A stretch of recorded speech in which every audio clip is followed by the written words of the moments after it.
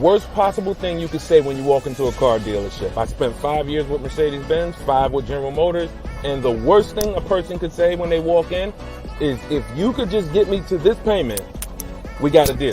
So your loan's probably still like 19, which means you got to pay to get out. You're upside down. It's called negative equity.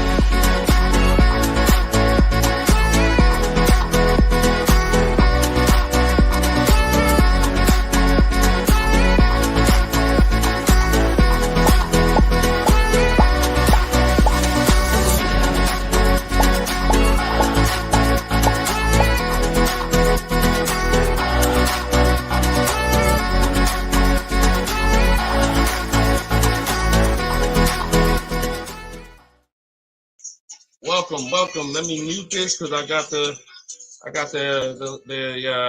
audio going on my phone. We're on Instagram Live. This is our May 7th, Tuesday, May 7th, Car Questions and Answers live stream. I am your host, Deshone the Auto Advisor. You may see these broadcasts throughout the week on TikTok, on YouTube, Instagram, and Facebook. But whenever you don't see the banner above me, that means you're watching one of our live shows, so you guys can start typing your questions. If you don't know me, my name is Deshone the Auto Advisor. Let's get the quick housekeeping out of the way before we start bringing in questions. I've been in the auto industry since 2006. I left in 2020 after the pandemic. Since then, we've been focused on car shopping education, teaching you how to get the low market prices on your leases, your new cars, and your used cars by bidding and looking at multiple offers, making dealers and banks bid for your business versus how you've traditionally shopped. So that is what we do. I'm also the author of the pretty much 5-star rated digital book. It's called Cars from Home, and we're currently rated 4.94, goodreads.com. Just want to get the housekeeping out the way for those of you who don't know me. For some of you who've been on the show before on the stream, welcome back.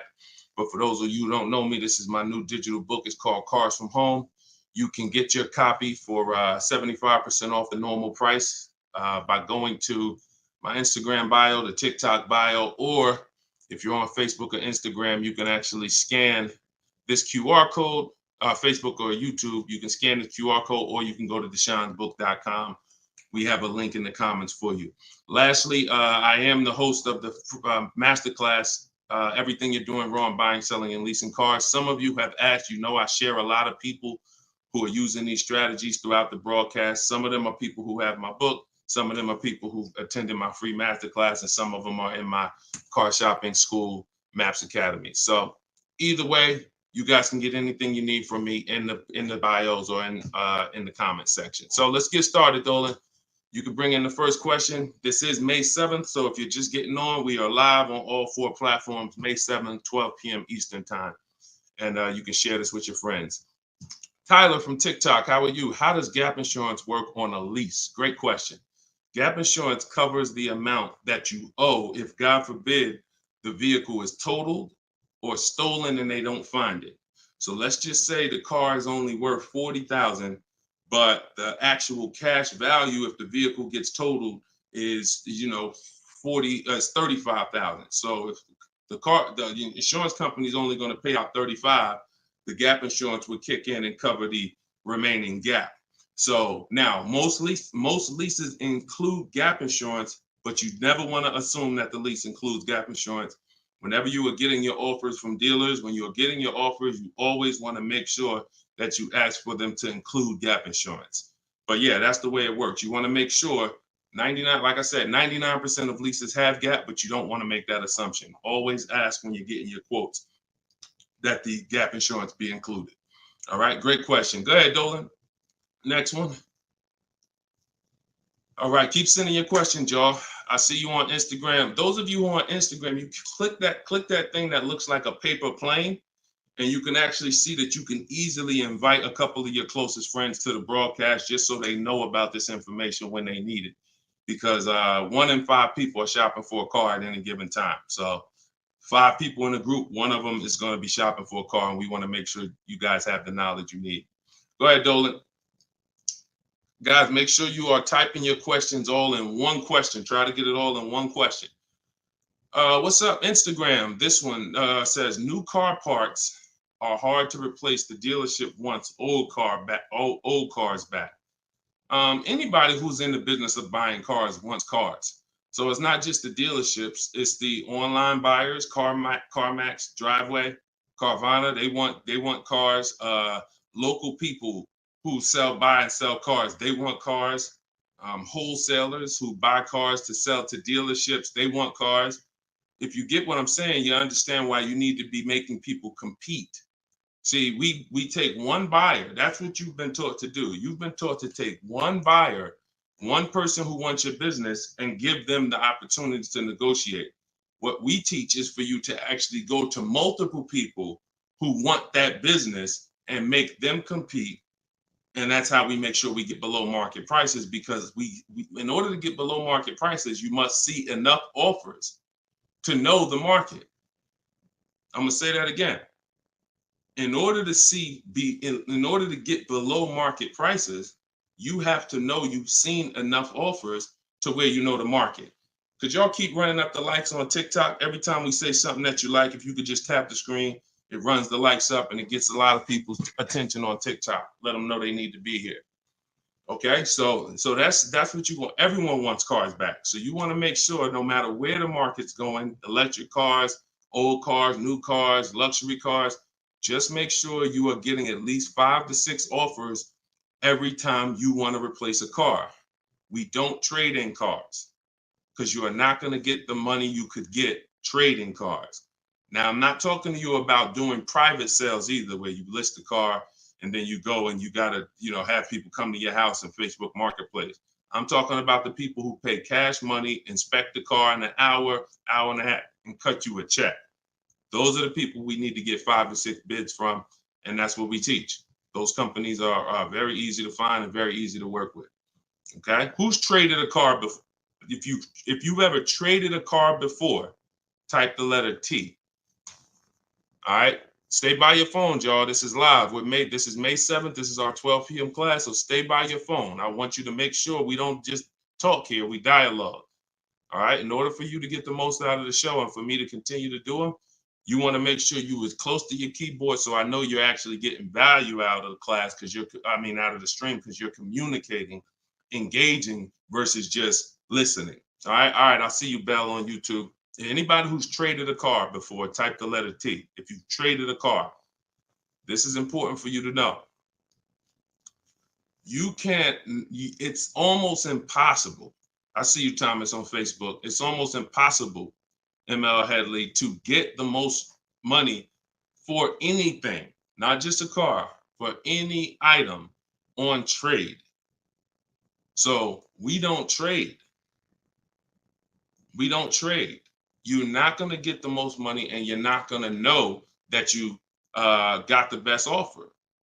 You need to get 5 to 6 of these online offers, and that is how you replace your leases. And in the same way, look, you've left money on the table. Some of you know, I got to tell you the bad news first. Anybody who's traded a car since the internet and online car buyers have been invented, you've left money on the table. So I want you to stop. I'm suggesting you stop doing that right now if you really want to make $1,000, $2,000, $3,000 more every time you replace your cars. Okay? Go ahead, Dolan. Shoot the next one in. Jock from TikTok. How can I get rid of negative equity with a lease? First of all, let's talk about why do you have negative equity. This is improper deal structure. So if you went over your mileage, that means listen, you should not be taking a lease for 10,000 miles per year knowing you drive 15. Because frankly, to go from 10,000 a year to 15,000 a year is only about $40 for most cars. $40 more a month, and you get to go from 10,000 to 15,000 miles per year. So it's no excuse that, taking less miles than you need and then having to deal with mileage penalties that you shouldn't have had in the first place. So we see. So our solution for negative equity is to always in most cases to roll it into a lease, because the cause usually for negative equity is you buy your cars. Somebody told you don't lease, you listen to them, but you don't keep your cars long enough to outlive the depreciation. So you buy your cars and you replace them, usually by trade, in a short period of time, 2, 3, 4, 5 years, 6 years, and that's too short of a period of time to replace a car because of the depreciation. But with a lease, you should not have negative equity. Negative equity is something, you have a penalty because you don't owe. Negative equity means the object you owe a loan on is not worth that. So you owe 20,000, but the car is only worth 15,000. In your case, you have agreed to drive 30,000 miles over 3 years, but you're driving 40,000 miles. You drove 40. So you need to pay that penalty in order for you to go to the next car. Okay? It should have been in your lease to begin with because you pay less for it if it's in your lease. You pay probably 15 cents a mile, where on a penalty, you're going to pay 25 cents a mile in a lot of cases. So what you want to do is you want to consider this: staying in the car, waiting to the end of the lease, and if whatever your mileage penalty is, rolling it over to the next car. As far as work your deal out, this is what I would be doing. One, I would do an equity assessment. Before we even talk about this, you need to do an equity assessment. The equity assessment is step 2 in my process. The name of my book is Cars from Home, 7 Steps to Saving Time, Money, and Avoiding Dealerships. So it takes you all the way through the journey of getting your car from home while you are at home. So the second step, which is right after we decide whether we're buying or leasing, is we must do an equity assessment. Some of you, who has a car that they're going to be replacing to get a car? Type me. If you have a car, it could be a lease or it could be you own it, but you're going to be, next time you car shop, you're going to be replacing that car. Who's in that situation? Type me. Stay by your keyboards.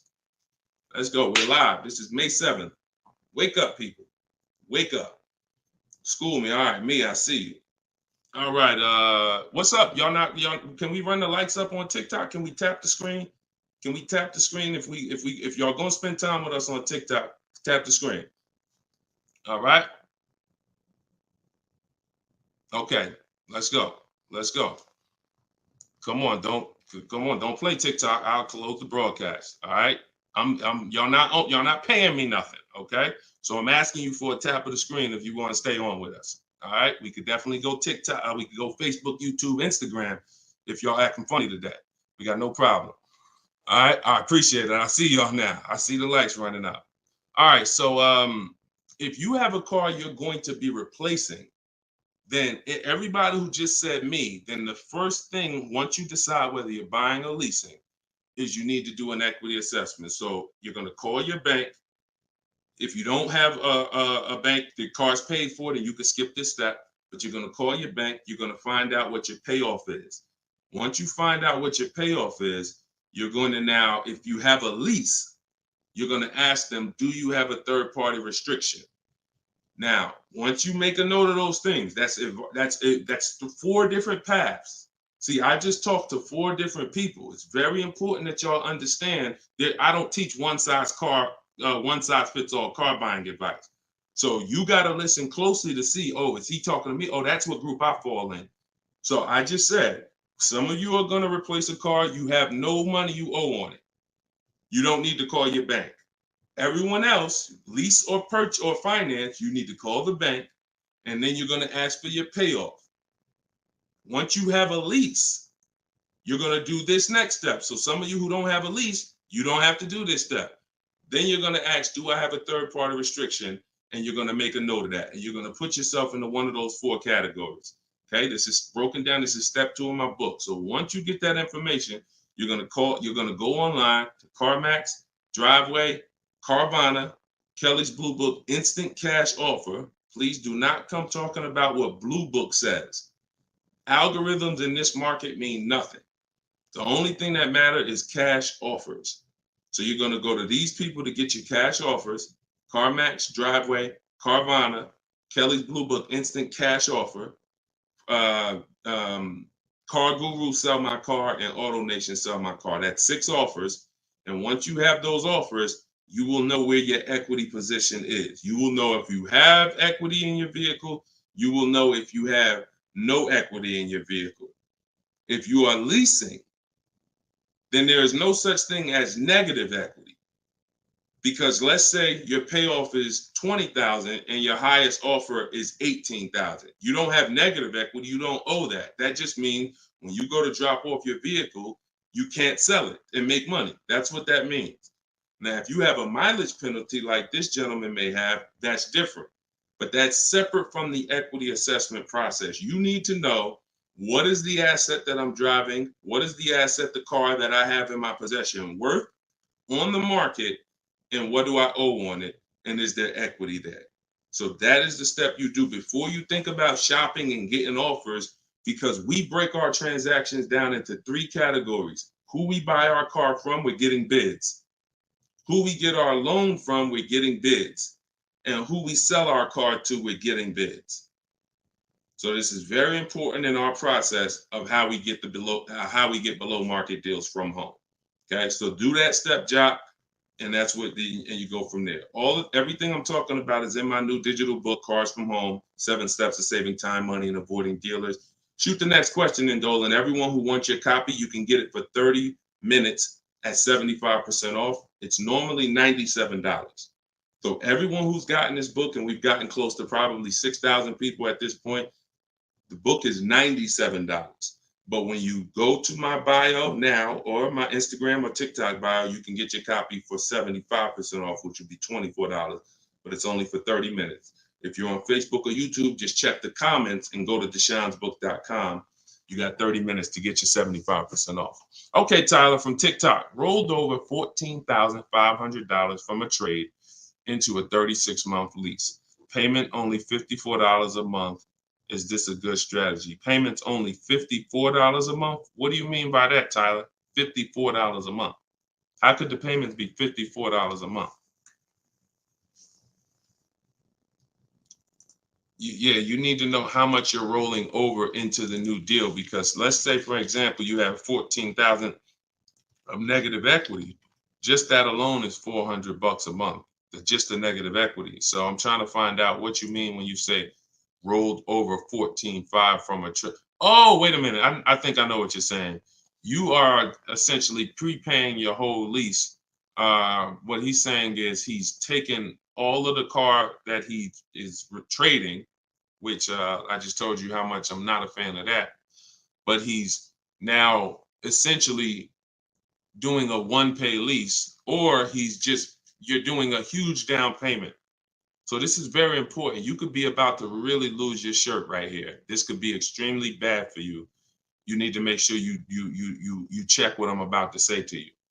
If all of that money is being treated as a cap cost reduction, which is essentially a down payment on a lease, let's just say your payment would normally be, matter of fact, let's do this math real quick. And this is why having a consultant and having an advisor and getting education saves you thousands of dollars. Now, $14,500, you are talking about, if you put that into a payment form, your payment would be $400 a month higher, plus the interest on that, plus the taxes, plus the interest on that. So let's call it $430 plus this $54,000 this $54 a month. So let's say your payment would have been, without you trading, would have been like $485 a month. So if they're treating all of that as down payment, then here's what's happening. You're just prepaying the lease. So you have no protection. If that vehicle gets totaled, you are out $13,000. You won't be, anything you put into that vehicle, you're out. That money's gone if the vehicle's stolen or totaled. So what it makes more sense to do is to see if there's multiple security deposits that you could put. You need to get your offers, though, with no money out of pocket, because you can't look at one-pay leases and you can't look at multiple security deposits if you don't know what the original deal was without them. So if my payment is $500 a month, and then if I put multiple security deposits down, it lowers it to $450 a month, then that could be a good offer. If it lowers it $20 a month and I got to give them $6,000 to hold, then it doesn't make financial sense. That's not a good return on you holding $6,000.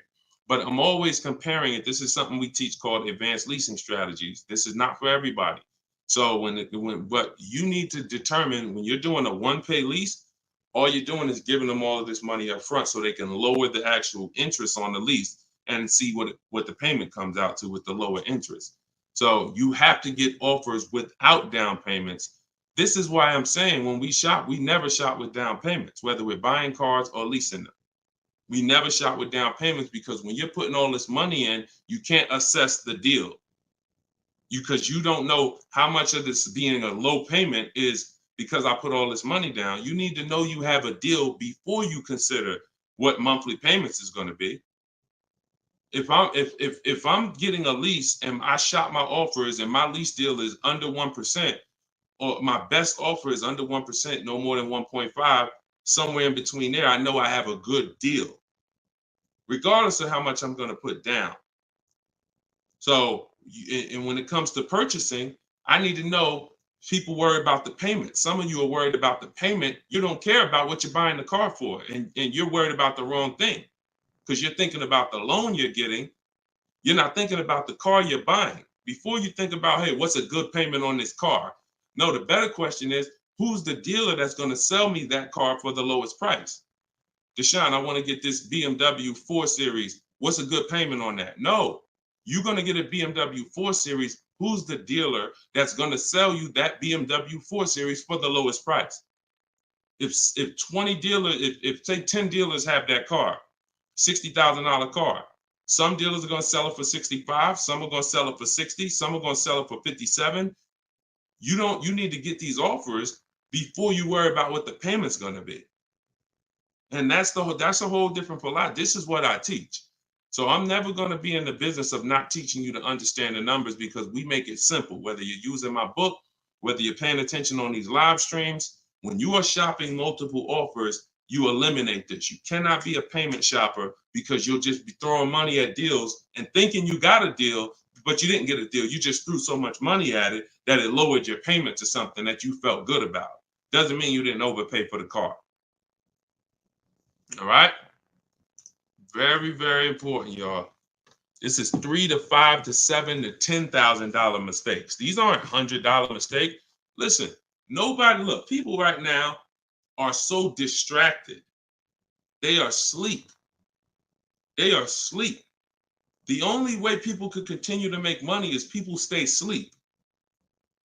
It's not so when I tell you the conversation, you are taught to, when you're buying a house, get help. Make sure you have a plan. Work with the best people. Get a home inspection, even if you're not going to buy the house, right? Don't you get a home inspection even if you're not going to buy the house? Don't you risk $400, $600, $800, even if you're not going to buy the house? Why? Because you want to protect yourself from making a $20,000 to $50,000 mistake. But with cars, this is the only thing that you think, oh, I could just do this on my own. Knowing that every time you buy a car, you have a little buyer's remorse. You hope you hope you didn't overpay. You hope you didn't. So lock in. The only way you are going to win and be like these people that I show on the show all the time, like you see just a ton of people that's paying ridiculous prices, below market prices. And I got more to show y'all. Like my next show, I got like 3-4 million people that hit me with their deals they got in the last 2 weeks that I haven't even pulled in yet. Like you're not going to get these prices until you take car buying as serious as you take buying a small house. Once you start doing that, then you'll start saving 5 and 10 and 15 grand on some of these cars. Until then, you're going to keep just moving the way they want you to move. Go ahead, Dolan.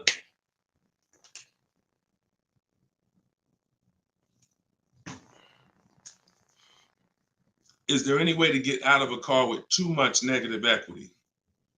No. Negative equity is what I call a bad credit for people with good credit. You could have an 800 score. If you have too much negative equity, you're not going anywhere. So the first thing to know is what's the cause. See, we could sit here and we can cure the problem, but until we know the cause, you're just going to go and you're going to repeat the problem. The cause is you're not leasing, but you're not keeping your cars 8 years. So what you're doing is you're losing on depreciation. Your car's value is going like this. You buy your cars, it goes down 15%, 20% the first year, 15%, 12%, 12% is losing thousands of dollars in value for the first 5 years.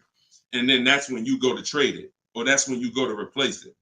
So you don't keep the car long enough for it to start losing a little bit of value because somebody taught you could just switch cars anytime you want. Buy them and switch them, buy them and switch them. This is a depreciating asset, and you're going to lose every time doing that compared to someone who's getting great lease deals. So if you're not, our rule of thumb is if you're not buying your car to keep it at least 8 years, you should be shopping for great lease deals, not purchases. So you need to know the cause. Now, once a lot of you figure that out, that that's true, and you learn that all of this bad structure has cost you, you're going to lease. You're going to say, Deshone, I'm not keeping my car 8 years. I'm leasing my next car. If you don't have too much negative equity, then what you should be doing is trying to cover the difference. So you're going to do that equity assessment process that I laid out about 10, 15 minutes ago. You're going to do that equity assessment process. If you only have a $1,500 to $2,000, $3,000 difference between your best offer and your highest offer, I mean, let's say you owe 20 grand, but somebody's going to offer you 18, then I would pay off the difference all day long because I'm still winning with a bidding system on there. See, when you get bids, even when you have negative equity, that's still you're still getting the most money for the car you can get, which means your negative equity amount is going to be the lowest it can be. So you always want to explore if I could pay the difference between my highest online offer and my negative equity, that's the best. Because once you can't do that, now you eliminate the ability to be able to participate in a bid because you have to trade. This is the only time where we have to trade because you need somebody to finance that negative equity because you can't pay the difference. You don't have the cash to pay off the negative equity. See, if I know that I can cover my negative equity by selling the car to CarMax and I pay $2,000 and I'm out of it, that means now I can get bids for my replacement car, which is what we do. So I can get the lowest bid for the car I'm buying, the highest bid for the car I'm replacing, the lowest bid for my interest if I'm buying. Once I have to trade because I have too much negative equity, I can't do that. I can only get the bid for the car I'm buying, and then I have to ask that dealer to roll my negative equity into the car that I'm buying. And the problem with that is that dealer is not going to win a bid. So even though CarMax may have been offering you 18, that dealer may only be able to offer you 16. So what would have been $2,000 of negative equity is now $4,000 of negative equity. That's why paying the difference is always best if you want to maximize the deal and get below market deals. That's it. But if you have too much negative equity, you can't do that.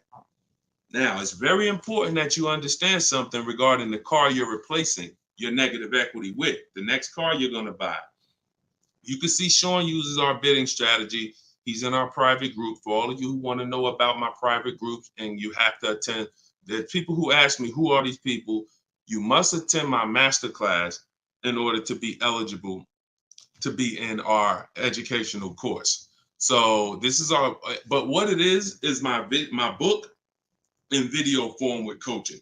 So the 7 steps are the same. Those of you who are using the book to get to your goal, use the book. It's just different ways of learning. So anyway, you can see Sean here he got his bids and he found a car that had a $15,000 rebate. He didn't know that, a $15,500 rebate. So if Sean wanted to bring negative equity over to this vehicle, he's buying the car so low with all the rebates, he could bring over 5, 10, 20 grand of negative equity and he's still going to be able to do it. Because as long as you're getting a big discount, you actually can, the bank is not going to lend 25% more than like 25% more of the car's value. So you can't slap 10 grand of negative equity on a $30,000 car. And the bank is going to look and say, why would we lend $40,000 on a car that's worth 30? There's something called loan to value ratios. It's in all forms of lending, loan to value. So you have a cap based on the price of the car. There's only 25% or so more that the bank is going to lend. So if you're trying to do no money down deals, having too much negative equity prevents those. So this is why we need to get out of negative equity and stay out of it and start leasing. Stop buying your cars. The only time you actually switch from a purchase with negative equity, I own my car and then I'm switching to another car and it's a purchase, not a lease, is if you had like an emergency. You were going to keep the car 8-9 years, but you just had a bunch of kids and now you need a whole different car. It's a life, but if you're not keeping the next car 8+ years, you shouldn't be buying again. You're going to be back in negative equity every time. Okay? All right. Go ahead, Dolan. You can shoot the next question. TikTok, I see y'all. We are live. This is May 7th. This is our 12 p.m. Eastern time show. If y'all can, every couple minutes, if you could tap the screen, if you're enjoying the show, if you're enjoying the stream, keep running the likes up on TikTok. Appreciate y'all. All right. Instagram. My lease on a CX5 is coming up. CarMax value is showing 21,000. My buyout is like 18. Should I buy it and keep it? No. Why would you go from a lease with a great, and look, I'm going to talk different on every show because I know some of you are new. Okay? Who's new here? If this is your first time ever on a live broadcast, on a live stream with us, just type the number 1 and then we'll answer the brother's question here. Who's new? All right, I see you, Khaleesi, on TikTok. I see you. If this is your first time on a stream, you've never been on Car Shopping Questions and Answers with us, type new. Okay, I see you, Matt, on Facebook. I see you, Vince, on Facebook. Melanie on YouTube. DJC Square, I see you. Okay, I see you, John, on YouTube. Okay. All right, TikTok quiet today, boy. I never saw TikTok this quiet. They ain't hitting no likes or nothing. That's all right. God bless them. God bless them. All right, so Instagram. Let's talk about this. Let's talk about this equity position you're in. Right now, you could sell that lease and make $4,000. Why would you want to go from a lease, which is a not keeping my car 8 years? I want full warranty. I want low payments. I want to drive a lot of car for a low amount of money. Now I can shop for this new deal, get a great deal on the CX5. Just so you know, understand something. CX, look, let me show you something. This was Tiffany rode in, and Tiffany got a Mazda CX50 a couple weeks ago, not too long ago. Look at this. So let me show you just kind of what this could look like in a great world. So you understand, she got a 2024 Mazda CX90. She literally paid 44. The sticker price on it was 44,000. She used our system. She actually wrote. This is a testimonial about the book, so you can see at the top says, "I believe we got a great deal from what we learned from the rest of the book." So look at this. She got bids, $44,800 vehicle. She ended up getting a $6,530 discount. That was her best offer. And then, so her lease payment on this would be incredibly low if there's a good lease program. But you're not going to save this kind of money negotiating. You want to sit at home, get bids, contact at least. We don't make a decision until we get 5 to 7 offers. We will not make a decision on a car until we get 5 to 7 offers, because 80% of dealers are overpriced. So you say you can get you might be able to get a lease price on this car for, $400 a month, no money down, for, $450 a month. Something, it might be lower. I don't know what the below market deal on your replacement Mazda is going to be. And then you could actually put that 21.4 in your pocket. So you could say, hey, the difference. So you would sell the car to CarMax for, and you would make $3,400. Just so you know, my mother sold her Mazda 2 years ago when the prices were real high, and she made $10,200. So why would I go from being able to do a deal like that, getting a new car, low payment, no money out of my pocket, put $3,400 from my old lease into my bank account? Why would I want to go from doing that to buying a used car, which is buying a 3-year-old Mazda, which is what you're suggesting when you say, should I buy it and keep it? What about that deal makes it better? If you figure this, Your buyout's 18. What's the payment on $18,000 plus taxes? 20 grand, 21 grand. What's the payment? 400 a month for 5 years. So why would I go and buy a 3-year-old used Mazda for 400 a month when I could go and I could lease a brand new Mazda for 400 a month and then turn around and again, if you're not buying this car to keep another 8 years, it makes no sense to buy a used car right now. It makes zero financial sense. Not only that, you're gonna spend the same amount of money over the years that you could have drove brand new leases for. There's no benefit. There's no benefit. This is what it is. We've seen this thousands of times over the years, hundreds at least. You know, I know it's happening thousands of times. People are buying their leases every day. They're not realizing they're just buying a used car. That's all you're doing. So I go from leasing to buying a used car, which means something in me has to change. Those of you who are buying used cars, you should be buying them to keep 8, 9, 10, 12 years. Not 4 years, 5 years, 6 years. You're driving old cars for the same prices you could be driving brand new leases for. Same prices. So why would I drive a bunch of older cars, 5, 6, 7-year-old cars? By the time I pay it off, it's 10 years old, 11. Why would I do that if I could be driving brand new cars for the same prices? So it's important for you to understand. That's why this is the first step in my process is we got to know, should we buy or lease? And the only people who should be buying are 8+ year people. The goal is to keep the car 8 or more years. Then we're going to buy it. Yep. I'm here. I see you. You know, I always butcher your name, but let me just call you EP. EP, I see you. Go ahead, Dolan, shoot the next one up. We got a couple more minutes. We're on here for a couple more minutes. How do you negotiate a purchase online? Looking at a car 3 hours away and I'm not able to go in person. So what I would do if you've done all the research to make sure that car is a great below market price, if that's a below market price, then what I would do is I would call and verify that there's no fake fees that are not online. So when you see a car that has a $28,000 price, we're going to call and make sure that what the fees are should only be tax, title, documentation fee. Tax, motor vehicle fees, and documentation fee should be the only prices, only fees. And once I verify that, what I'm going to do is I'm going to go home. I'm going to get out there immediately, and I'm going to see the car. And if it's a great price where I'm saving $2,000-3,000 above below the market value on those cars, then I'll go out there and I'll make sure that I post up in a motel for one day, because you never want to go out there and take the car immediately, because unless you're paying cash. If you are paying cash, that's different. But if you're getting a loan, we need at least one day to do our bank bidding process. Because you could go out there and say, all right, now this is the best price on a used car. Yeah, but now I'm going to pay 2 points, 3 points more in interest, letting the dealer get me the loan.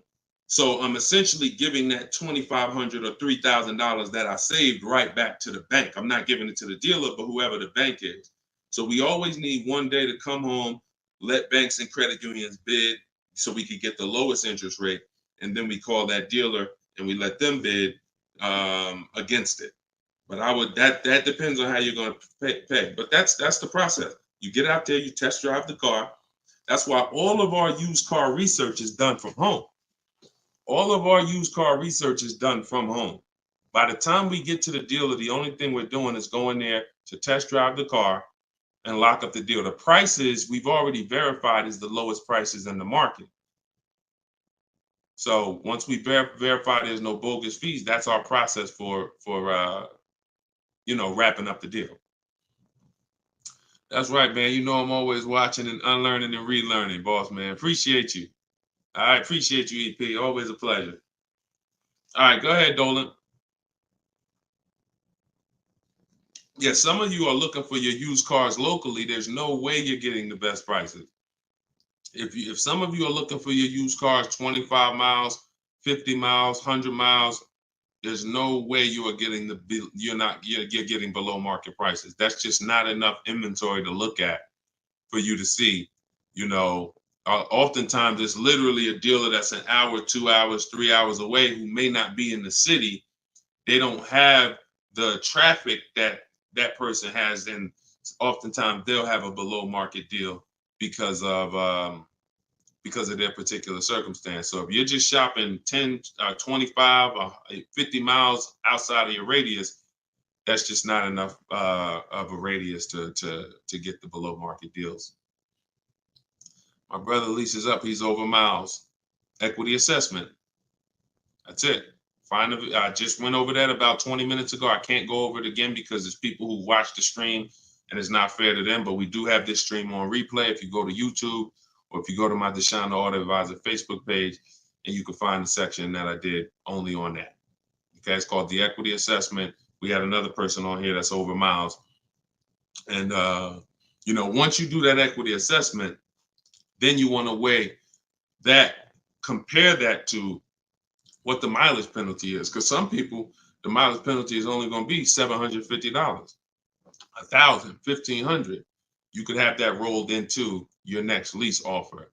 What you do is just negotiate your best lease offer and then say, hey, look, I need you to cut a check for, $1,500 to my old lease company. Now that's going to raise your payment. So if I got a below market deal, let's say, give you an example. Let me show you with a real life example. So, so Charles, let's say Charles, he gets his Hyundai Palisade, he gets it for $597 a month, but he has a mileage penalty of, $1,500 that he needs. This dealer who won his business, he needs them to pay that to his old lease. So they're going to cut a check for $1,500, but that payment, that $1,500 now goes into his new deal. So it's just like negative equity. It's going to raise your payment up, which is why we bid this out and we don't bring stuff over. We don't bring mileage penalties over until we have already found the dealer that we're going to buy our car from, because they've given us the biggest discount. But yeah, that's what you would do. And whatever the mileage penalty is, you're adding it to your next lease.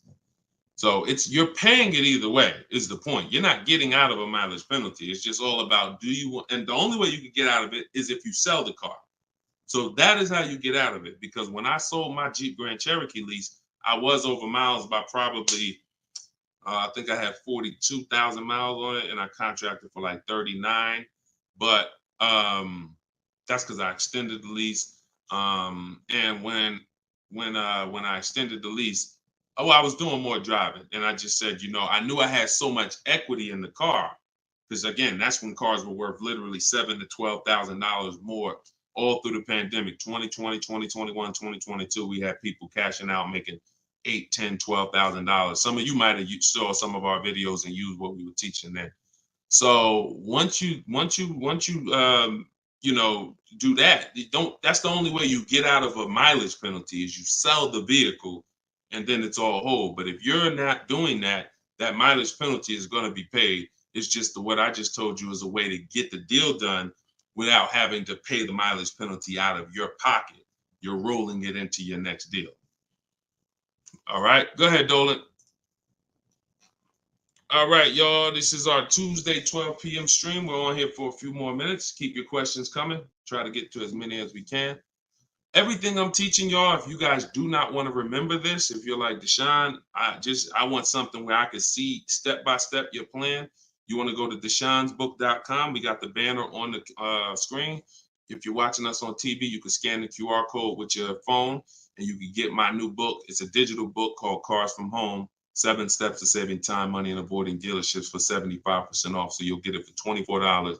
You won't pay the normal $97, but it's only for 30 minutes, okay? After 30 minutes, it's normal price.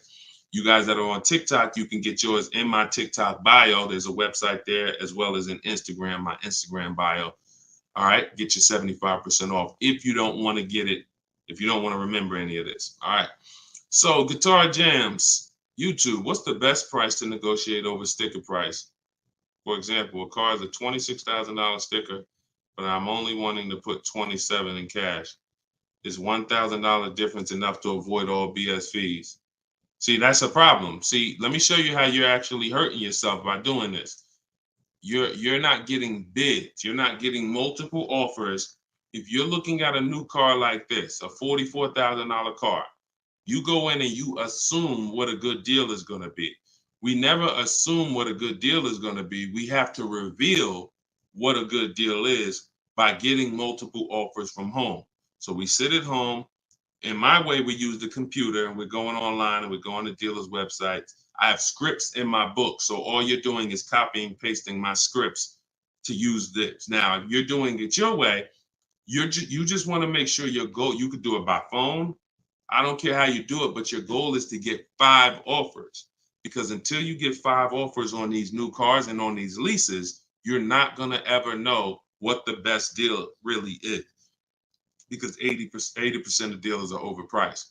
So when you look at something like this, if you said, okay, $44,820 car, like the one I got on the screen. If you went in there saying, well, I only want to pay $46,000 all in.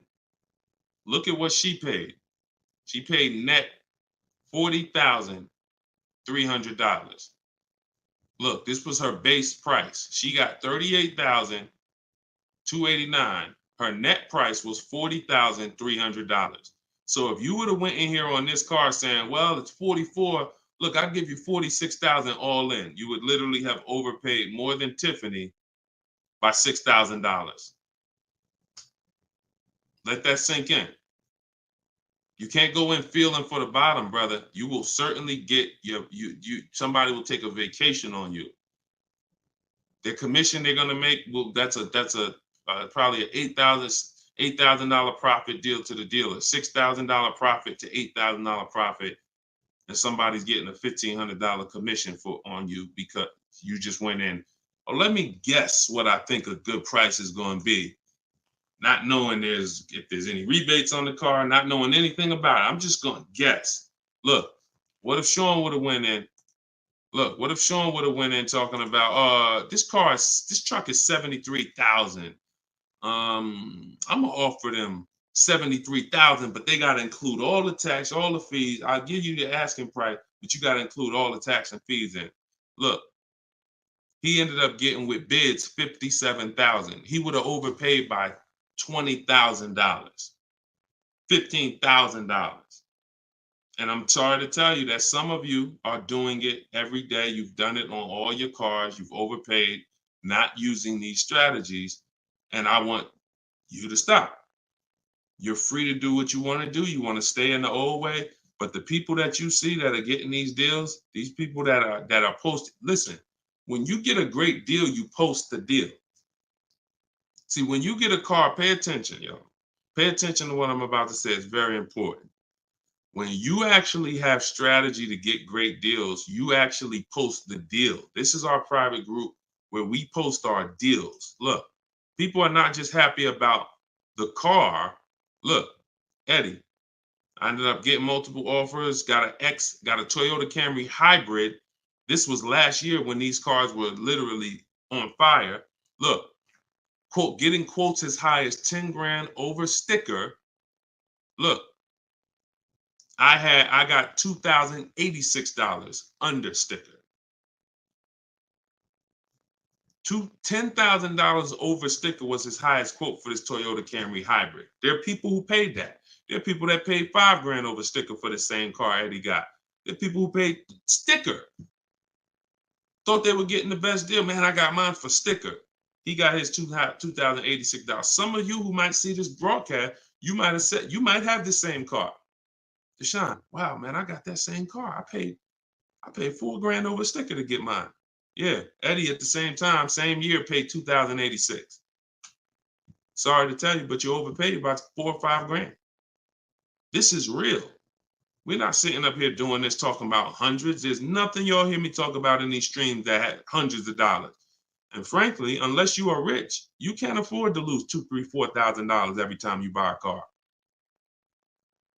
You can't afford it. This is where you're losing. So what I would tell you, Guitar Jams, is do what I just said over the last 10 minutes. Get bids. If you want the system for doing it, that's in my book. If you want to do it your way, I don't care how you do it. Just get at least 5 to 7 offers so that you can see where the best offer truly is. 8 out of 10 dealers are overpriced, and you don't know how bad they're overpriced until you get all your offers. 10 grand overpriced, 5 grand overpriced. All right. Go ahead, Dolan. Shoot the next one in. Great question, though. Can you get a deal when you build your own car? Absolutely, Sherry, but you want to get those offers before you agree to buy something from anybody. So if I'm ordering a car, I'm getting 5 offers, 10 offers. I'm getting 5 to 7 offers, not 10 offers. See, in my book, I have a process called the 25 to 5, where we connect with 25 dealers online in 20 minutes. And our goal is to get 5 to 7 offers in 48 hours. So once that happens, we don't order a car until we verify the car doesn't exist in the market. See, because when you walk into a dealership or call 2 dealerships and they say, oh, we don't have that car, but we could order it for you. Now, what are you doing? You only talk to 2 dealers. What about in the 25 dealers that we talk to? What if 7 of them or 10 of them have that car? So you just talked to 2. Now they got you ordering a car. We don't order until we talk to these 25 dealers online and they tell us, hey, nobody has it, or it's only 2 out there, then we might order. But that car could be sitting right around the corner from you, or 30 minutes away from you. People could have 5 of them. An hour away from you, people got 3 more of them. But because you're just local, you think, oh, I need to order this. We don't order until all of those dealers tell us we don't have that car. And then when we send out our order request, we're getting quotes from all those dealers. So we're getting probably at least 10 offers. When we go to order, we're probably getting 10 offers because all of those dealers we've already been talking to. And any of them could order us a car. I had a young lady 2 years ago, no, last year, the new BMW came out, the new BMW X4M, and she got quotes. And to order, nobody wanted to give her below sticker price. Some were higher than sticker. The person who won the bid was giving her $3,000 below sticker. But the car had a bad lease program though, so she ended up not getting it. But $3,000 below sticker. If she was purchasing that car, that would have been a ridiculous deal. Brand new BMW, new body style, $3,000 below sticker. But that's bids. And we do that in 45, 60 minutes. Before you even get home from the grocery store, we already got the bids, and we're not putting in 60 to 90 minutes to get this done. So my process is not just money, it's time. I don't want to spend more than 60 minutes to get a car. And I could get any car, any price. All of these people that you're seeing, Danielle, Kimberly, Bonita, all these people right here, Charles, they could get that Zafrina, they could get these cars, they could get these same deals that y'all seeing, and they're probably 90 minutes. Some of them might be 60 minutes because it was their first time, second time, some of them. Second time you get it, you're probably 60 minutes because it's a repetitive process. Getting a car, getting these bids is so repetitive, you'll see. This is what I should have been doing years ago. I don't know why. So easy. All right, go ahead, Dola. Shoot the next one in. What's up, Sus? Ralph Morales. K. Michelle, I see you. That's not the K. Michelle, I know. What's up, John? I see you. Steps if the lease has a third-party restriction. So if the lease has a third-party restriction, we're going to get bids from whatever dealerships make the car. So if there's a Nissan and I have equity, if I have $2,000 or $3,000 or $4,000 in equity, then what I'm going to do is I'm going to call and I'm going to get bids from the local dealers, because a third-party restriction means that it doesn't mean you can't sell the car. It means you could only sell to a local dealer who makes the car. So we still get bids. We get 3 to 5 offers from used car managers. And whoever makes us the best offer gets the car. And then they'll cut us the check for any equity that's in the car. But we always need to get the offers online, because that's going to tell us if we should even be pursuing. If we don't have any equity, or it's at a break even online, there's no reason for us we don't have any equity in the car. We're just going to return the lease. But the process of doing this is to prevent what a lot of people have done. You dropped off your car 2020, 2021, 2022 at a dealership. If you dropped your old lease off and you didn't do an equity assessment, chances are you gave up a lot of money. And some of you are like, well, Deshone, I did that. I gave them back my old car, but then they gave me a great deal on a new one. You have no idea how much equity they used out of that car or how much they kept. It was, like I said, my mother had $10,200 in equity. She could have literally, they could have gave her, if we would have went into a dealer, they might have gave her 4,000 of the equity and kept 4,000 if we were lucky. So, doing an equity assessment before the lease in process is to prevent giving away any equity when we drop off our lease. All right, go ahead, Dolan.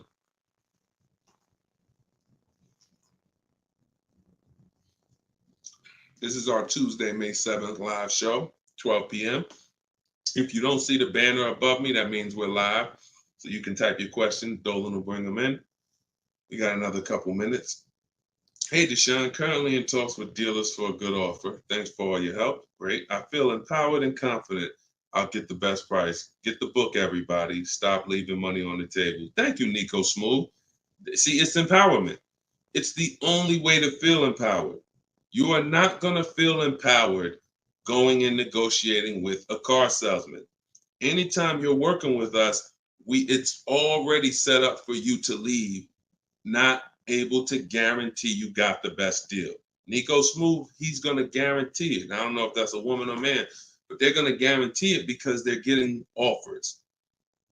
They're getting offers. If you went in, if you had to buy a 100-inch TV and you just went out right now in the first store you found that had one, you just paid it. Or you looked and said, man, I think that's a good price. 100-inch, man, that's only, $900. I feel like that's a great price. Meanwhile, you didn't look on Amazon. Amazon had a better brand for, $200, $300 less. Or Amazon had the same brand, or Walmart had a better brand for $300 less, or Best Buy. These are the same principles. It's impossible for you to go into a car dealership and get a good deal and you don't know the market. The market you only know through getting offers. Once you get the offers, you see what the best market prices are and you pick the lowest one. That's how you get the below market offer. So I'm glad, Nico. Enjoy, and definitely send us your success story. Just like Tiffany did, email me your success story when you get that offer and you close that deal out. Way to go. Go ahead, Dolan. What's up, Todd Billions? Do you need to check dealers in other states? I live in Florida. Depends. We will go with, all right, so some people will do my strategy is called the 25 to 5. We're connecting with 25 dealers online. Some people, they do it through offers. If the state is not too big, maybe their 25 dealers is all, if their state is really big, maybe the 25 dealers are all in the state. But some people, they might only have 12 dealers in their state, and so they're going cross state lines, and that's very common. That's very common. If you look at Sean posted in our group, and he said he ended up expanding his search to 150 miles outside his area to find this deal. He said, I'm going to another state to pick this up, which is something I never would have thought of before, or would have before he attended the class. So he attended my master class. All of you who want to attend my free master class, it's called Everything You're Doing Wrong, Buying, Selling, and Leasing Cars. You can go to my TikTok bio, and you can go to my Instagram bio. We have a comment in the comment section for you guys who are on Facebook or YouTube. But this is, the local business is going to die. When you see and you shop online the first time properly, you're going to find out that the local business is going to be dead to you unless they win the bid. And you're not going to be committed to local anymore, because look, Sean is driving to another state because his best offer, it saves him $4,000. So no other dealer near him made him the other offer. This dealer that's in another state made him, and it's $4,000 better. So literally, if he has to drive 4 hours, 2 hours there, 2 hours back, he's literally making $1,000 an hour. This is the money we talk, big money talk. So yeah, go as far as you need to get 5 to 7 offers and get the below market deals tied. Go ahead, Dolan, shoot the next one up, brother. Great question.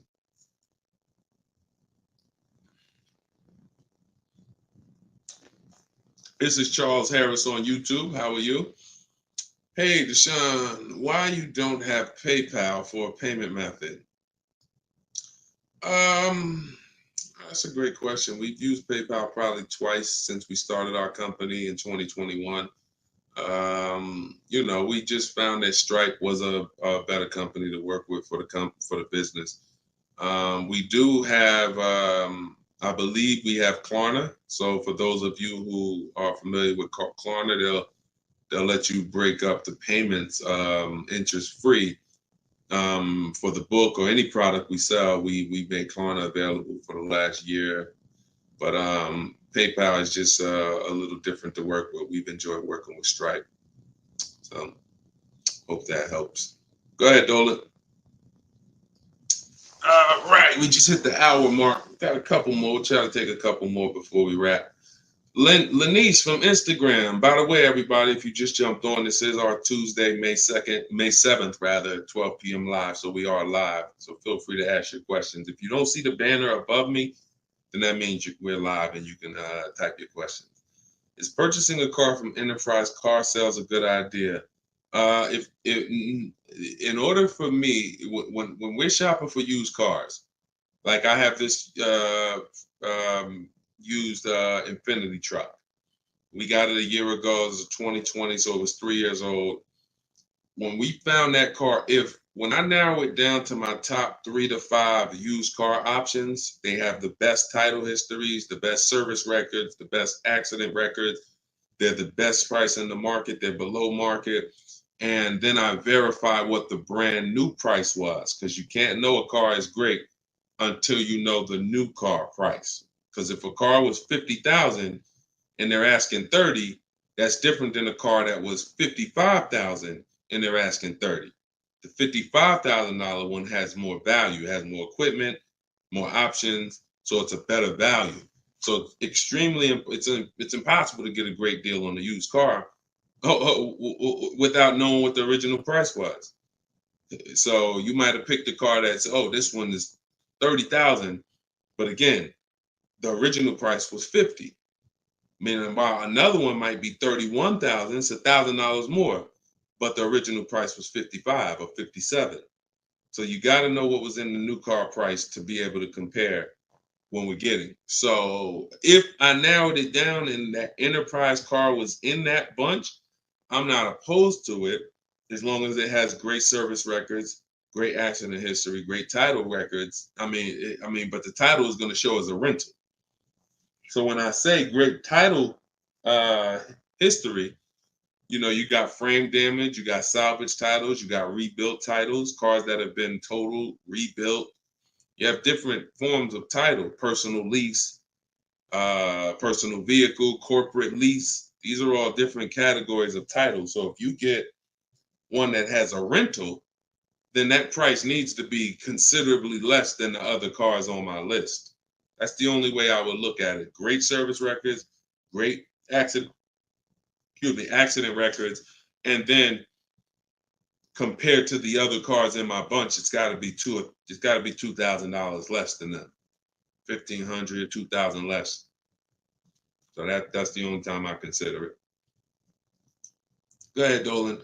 Now, the way we shop for new cars and leases in my book, and the way I teach, is the 25 to 5 strategy. That's when we're connecting with 25 dealers online to get 5 offers, 5 to 7 offers, 25 to 5. When we shop for used cars, we're using my multiple marketplace strategy. So we're going on every marketplace that has used cars, 8 of them: CarMax, Carvana, Driveway, eBay Motors, Car Gurus, Cars.com, Carfax.com, Autotrader.com. We're going on all 8 marketplaces because these marketplaces have different prices, different inventory, and that's how we shop it, and we narrow it down from there. All right, Fo from TikTok. Best way to trade a vehicle and not be upside down. We already had 2 questions about negative equity. So what you want to do, Fo, is either go to YouTube and go to Facebook. The replays are there once we end the show. Just find somebody who had that same question. Somebody asked about replacing a car that they had negative equity on. Upside down, negative equity, same thing. Just 2 different terms. Go ahead, Dolan. Everybody getting value out of the show. If you're getting value out of the stream, type $signs, type a $sign. If you're getting value out of the stream, type a $sign. All right, everybody getting value? All right, I see you. Perfect. Good. Good. I see you, John. I see you, Tracy. All right, I see you, Sterling. Yep. I see you, Charlene. I see you, EP. Perfect. Glad everybody's getting value. Charlene said, thanks for the education. I just finished the first read of your book. Now I will start the process to buy a new car following the 7 steps. Congratulations, Charlene. Way to go. Now, some people choose to go the book step by step. So the last step that Charlene just said, step 7 is delivery. So you're not really getting, some people do this. And I can't, it depends on how you learn. The book is set up in a way where everything I teach is set up in a way when y'all hear 7 steps, it's set up where if we talked on the phone, I would be saying, do this first, call me back. Do this second, call me back. Do this third. And then by the time we get to step 7, we're setting up for delivery or the pickup of the car. So some people never read the whole book. They just do 1 step at a time and they never see step 7, me congratulating them for delivery until they are at that step. Some people read the book straight through and then come back and do the steps. So whichever way you decide is up to you. The quickest way to your car, the quickest way is to just do 1 step at a time and then not read forward until you get to that step. But everyone learns different, and everybody, that's just if you want the quickest way, you want to get a car in literally 48 hours, don't read the whole book. Read 1 action step at a time, cross it off the list, and get it done. And then you'll have your car in 48, 72 hours. Okay, go ahead, Dolan. TikTok, using your book, all of these lease prices I received are too high, over 1.5%. Next step. Well, as I mentioned, once you get 5 to 7 offers, that means that car has a bad lease program.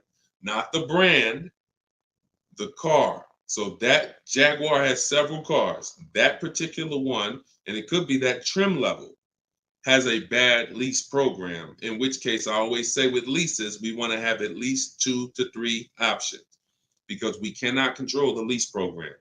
So whatever the dealer was, so if you see a 1.5% lease, 1.6, 1.7, 1.8, 1.9, then that 1.6, that dealer's beating everyone else. They're selling you the car less than everyone else. But if they're at 1.6, then that means their lease program is bad. That's why we always get 5 to 7 offers. If they're all over 1.5, that means the lease program is bad. And we do not lease cars with bad leasing programs. We go to our next choice, because you'll see, literally, it's day and night. A $60,000 car could have one lease price of $900, and then you have a $65,000 car like Frena got. $65,000 vehicle, she paying $579 a month. 2024 Jeep Grand Cherokee. Got it a little while back. So this is, lease programs make the difference. What we do is use bids to get the lowest price on the cars. We're gonna always get that.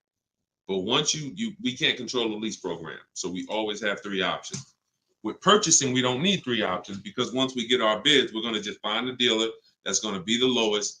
Nothing else matters. We don't need to worry about a lease program. Go ahead, Dolan. German Tink from TikTok, I see you. If our credit is not good, I feel like we don't have room to negotiate. True? No, your credit, you do. You see, again, we're mixing the loan with the price of the car we're buying. That's where you're going to overpay. Because if you have a loan, you have bad credit, the only thing that should be affected is the interest you pay on the loan.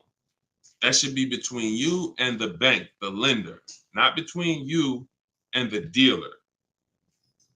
So what your job to do is, if you have bad credit, the lender you get your loan from is going to tax you for it. You're going to pay higher interest than what someone with good credit would pay.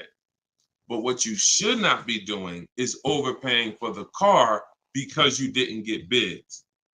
So you can get bids for your car, and then you can use a company that gets deals done, that gets people loans, even with bad credit. And you know, I use Limbuzz. I recommend Limbuzz. I don't use them. I recommend them. So you could either, pay a high interest rate and get a great price on the car, or you could do what most people do: get a bad price on the car and pay a high interest rate because they're going and they're shopping desperately. So in my process, we would get with Limbuzz, get our pre-approval with Limbuzz, and then we would go and we would shop and get bids to make sure we're finding the lowest price on the car. See, once you learn what we're doing and you start doing what I'm telling you, using what we're talking about here, you're going to see the car price is independent from the loan. You've been taught to focus on the loan, which is how much my monthly payment is going to be. Oh, am I going to not be able to negotiate? The car's price we're negotiating has nothing to do with the loan we're going to use to buy it. Okay? So everything that I taught from today, guys, is in my book. It's my new digital book. It's called Cars from Home. You saw it if you were here earlier. We're rated 4.94 on Goodreads.com. Thank you to everyone who's reviewed the book and gave us 5-star reviews. You can get your copy in my TikTok bio for 75% off. That's $24. It'll be in your email in 2-3 minutes, in my Instagram bio. But don't let that timer run out, because then the price does go back up to $97. You can get yours for 30 minutes. And the same thing online here on YouTube, Facebook. We have the banner here. You can scan this QR code with your phone if you're watching us on TV. And this is what we do, y'all. We do these shows throughout the day. You can see on what time we'll be live. So we'll be back for the next one shortly. And make sure when you see us, you hop on and ask your questions, all right? But let's go get these deals. Shout out to everybody who's committed to unlearning and relearning. In order for you to win with what we just talked about, you have to unlearn the way you were taught to car shop. You have to unlearn that and relearn the new way. All right? God bless y'all. Enjoy the rest of your day. See you soon.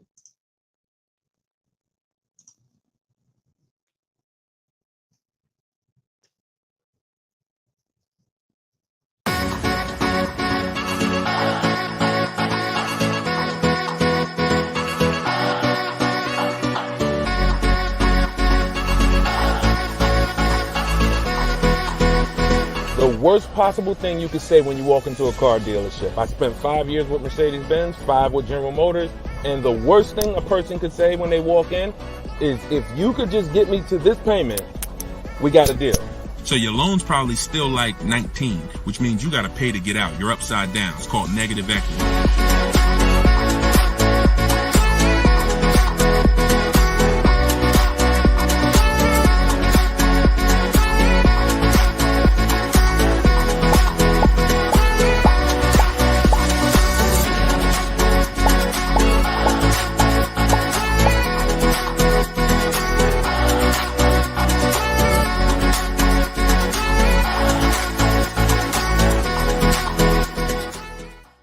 In the next 12 months, if you are car shopping now, or in the next 12 months, I want you to type a 1 in the chat as you come in. My name is Deshone the Auto Advisor. I do these live streams throughout the week to answer questions when it comes to car buying the new way.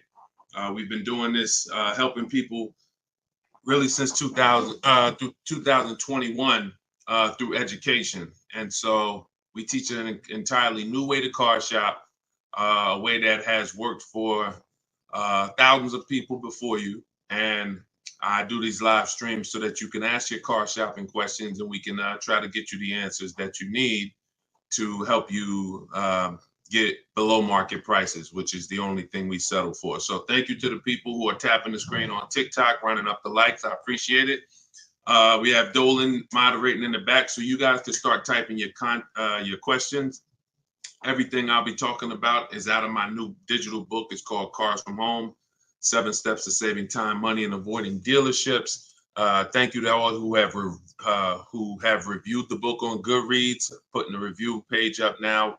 Thank you for helping us have pretty much a 5-star rating And everyone, as you're watching this, you can get your copy. If you like what you're hearing, if you like this new way that you're going to hear on these streams of how to car shop, you can get your copy of my digital book for 75% off in my TikTok bio, my Instagram bio, or we have a banner up for you guys. Or you can go to deshonsbook.com. So no matter where you're at, that's your special offer. All right. So Dolan, you can bring the first question in. I see you, Paper Chaser. Welcome to the broadcast. I see you, Benjamin, on TikTok. I see you. First time people. Welcome to all the first time people. If you your first time here, type of 1. Mario Soto, I see you on YouTube. Welcome. This is Chris on Facebook. Hey, Deshone, are dealerships willing to order a car for you if they don't have a car with the options you want? Everyone is usually willing to order a car because every dealer can order.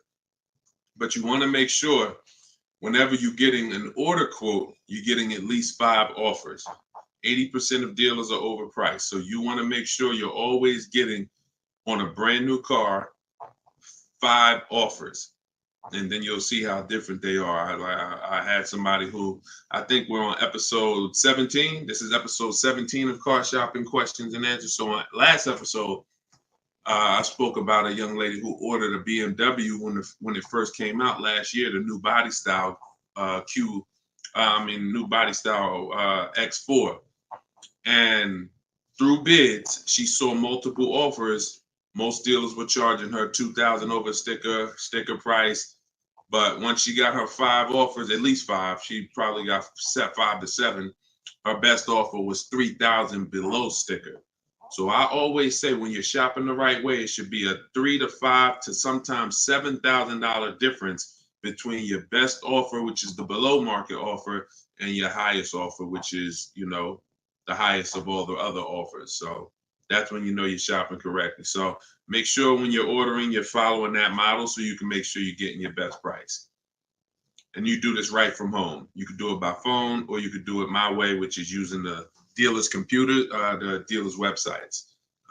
We do copy and paste models to get quotes directly with dealers, speaking with them on their website. So as long as you do it, that's all that matters. All right, great question. Shoot the next one up, Dolan. Let me open up my phone on Instagram. My phone battery is low, but hope. Okay.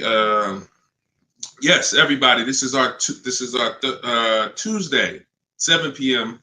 live stream. So this is live. Whenever you guys don't see the banner above me, then that means we're absolutely live, and you can ask your questions. We rebroadcast these streams all through the day, so you can send your friends, family to them. But whenever you don't see the banner above me, that means we're actually live, so you can ask questions.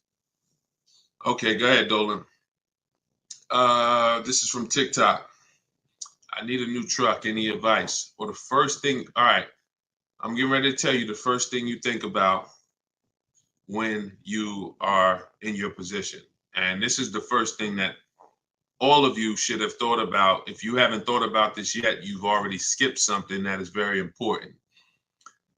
The first step in my process is always to ask ourselves the most important question. Does anybody know? I know we may have a lot of new people on here, but does anybody know what the most important question is? It's probably going to take you too long to type it. So I just want to see if anybody knows what the most important question is. I'll give you guys maybe 5 to 8 seconds to chime in some answers. Can I afford it? That's a good one, but no, that's not the most important question. That comes a little later in the process. Come on, Benjamin, Charlie.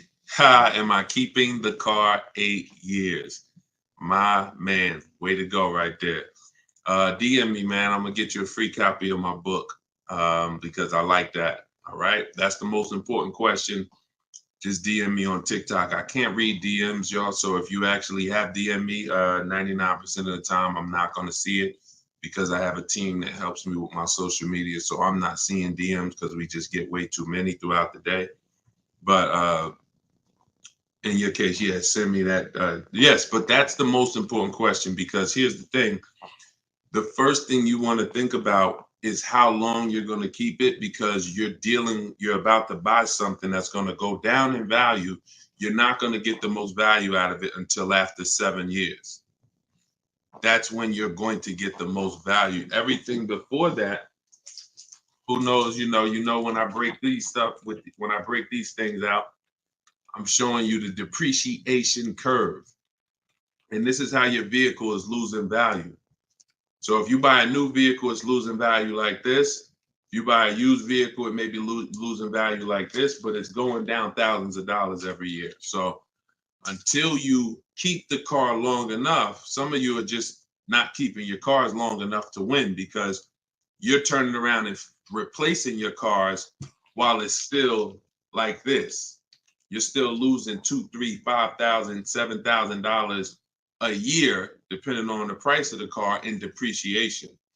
Now, when you keep your car long term, you're going to beat depreciation, because eventually your car starts to, like, who has a car outside right now that's at least 8 years old? Who has a car outside right now that's at least 8 years old? Type how many years old the car is.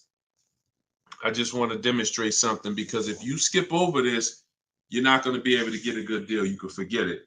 I'm telling you right now, I call this the most important question.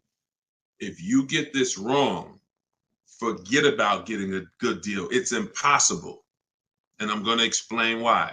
This is not, if some of you are new here, I don't need to hype anything up. I love math. So I make math simple. You might not love math. I love math. And I know that when it comes to cars and buying versus leasing, it's a numbers thing. It's a math thing. And I'm telling you that if you're not going to keep your car long enough for the depreciation to level out, like you can see Chris here on Facebook, he has a car 10 years. Carlos, 10 years. Tyranny on YouTube, 10 years. Okay. Yep, I see you. Kura Cindy on Instagram, 14 years. Jeff Walkus, YouTube, 15 years. Now pay very close attention to this. You'll notice that the way the amount your car is worth today, it's going to be worth almost the same thing next year. It's going to be worth almost the same thing next year. If your car right now is worth, if it's 9 years old and it's worth $8,000, a year from now it's probably going to be worth $7,600. That's when you have beat depreciation. Tap the screen on TikTok if that makes sense. See, if your car is only losing, some of you see these answers, until you are actually keeping your car long enough. It's not about when you pay off the car. A lot of people think that that's the car's paid off. It doesn't matter. The value of the car is going down. This is why I call this the unseen expense. Depreciation is the unseen expense. And so how do we beat it? You can't replace the car in 2 years, 3 years, 4 years, 5 years, 6 years, 7 years. Can't replace it. You have to replace it either after that, or if you're not going to keep it that long, you should be shopping for a lease. And I'm going to show you the numbers before we move on from this. I'm going to make this point very clear. Now, this is step 1 in my book. This is why if you don't get this step, you cannot get a great deal on a car. So Instagram, I just want to let y'all know that if you're enjoying what we're doing, there's a button that looks like a paper airplane at the bottom of the screen. If you could hit that and just quickly in 10 seconds, tap 3 friends or 1 friend, anyone, I don't care. Just invite people over, because I know they'll appreciate it. Because a lot of you guys have friends right now that are outside in dealerships getting overcharged as we speak.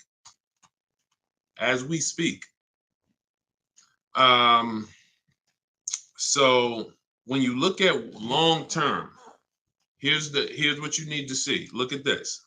And I'm going to show you to end this question from TikTok, and why this is what I call the most important question. It's the first question: how many years am I keeping the car? Because look at this. I'm going to use an example of this lease deal that Zafrina just got. So now Frina she shops for a 2024 Jeep Grand Cherokee. It's a $65,000 truck. She got an incredible steal on this vehicle. Her payment is $579 a month on a $65,000 truck. No money down. So she did this. She got bids. You're not negotiating for these deals. So I'm just telling you, if you guys want to get these deals, you need to use what I'm teaching you. If you want to get it step by step, it's in my book, in my TikTok bio for 75% off. You won't even leave the broadcast on TikTok. You can get your book for $24 and you'll have everything I teach step by step. And same thing on Instagram, in my Instagram bio. You can get it for 75% off for 30 minutes. So I want to show you guys this. And you know what? That lease deal is too great. I don't even want to use that. Let me use something that our average people are getting no problem. Because Zafrina's lease deal was just ridiculous. $579, $65,000 Jeep Grand Cherokee. From home, by the way. 60 minutes. Maybe she put in 90 minutes. It was her first time using this stuff. 90 minutes. So Danielle got $550 a month. First payment was all she gave them. So there was no money down. She got an Audi A3, $44,000 new vehicle. She's paying $550 a month. Now, I'm going to ask you guys a question. Danielle gets this sitting at home. And look, she said, due to circumstances, because some people like Deshone, she might have had time, a lot of time to do this. You know, I need a car in like 30 days.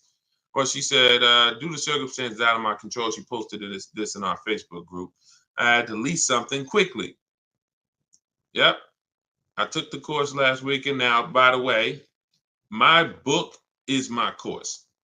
So don't think you have to get my Maps Academy to get this. My course is 7 steps in video form with coaching from me. My book is 7 steps in book form, and they're the exact same steps with the exact same scripts. So it's just how you, some people like Deshone, I win with the book, like Tiffany, other people who review, and some people do this. So it's all the same. It's just different learning. So the point is, I want to show y'all something. We're making a point here. So she got $550 a month, $44,000 car. How much is every $5,000 on a car loan, everybody? If you're looking, some of you have seen this in a video before. Every $5,000 that when you look at a car, you see it's $5,000, $10,000, $15,000, $20,000.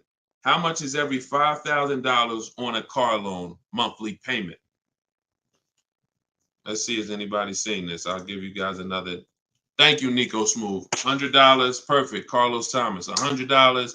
Yes. So that is BG Meats. Yes, $100. Perfect. Perfect. Blooming Chosen One. Perfect. See, so this is why this is important for those of you who are going to purchase, not those of you who are going to lease. You need to know when you look at a car, if you see it and it says $20,000, you need to know that that is about $400 a month. $25,000 is about $500 a month, depending on the interest rate. Great interest rate, you could drop it a little lower. But average interest rate, that's what you need to be looking at. And you need to be, that assumes a 5-year loan. Because some people say, well, Deshone, if I take a 6-year loan, no, it'll be lower. But 6-year loans should be the max. See, there's different ways to budget. If I budget $500 a month and I say, well, how much car does that get me on a loan? 25 grand. Now that's for 5 years.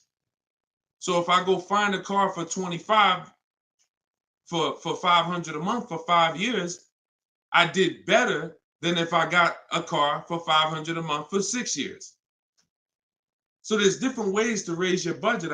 I have something in my book called The Perfect Budget. I created a calculator. It walks you through what I just said. See, what I just said is very important. Knowing how much you can spend if you get a 5-year loan, and then saying, all right, if necessary, I'll go with a 6-year loan and bump myself up, but I'm still below my max budget.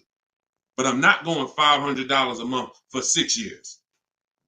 Can y'all tap the screen and run the likes up on TikTok? Keep running them up if y'all getting value out of what we're doing.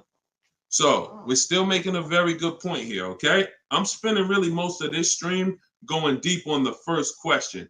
And I've never done this before, so we'll see if it works. If somebody said I have a new truck, new advice, any advice?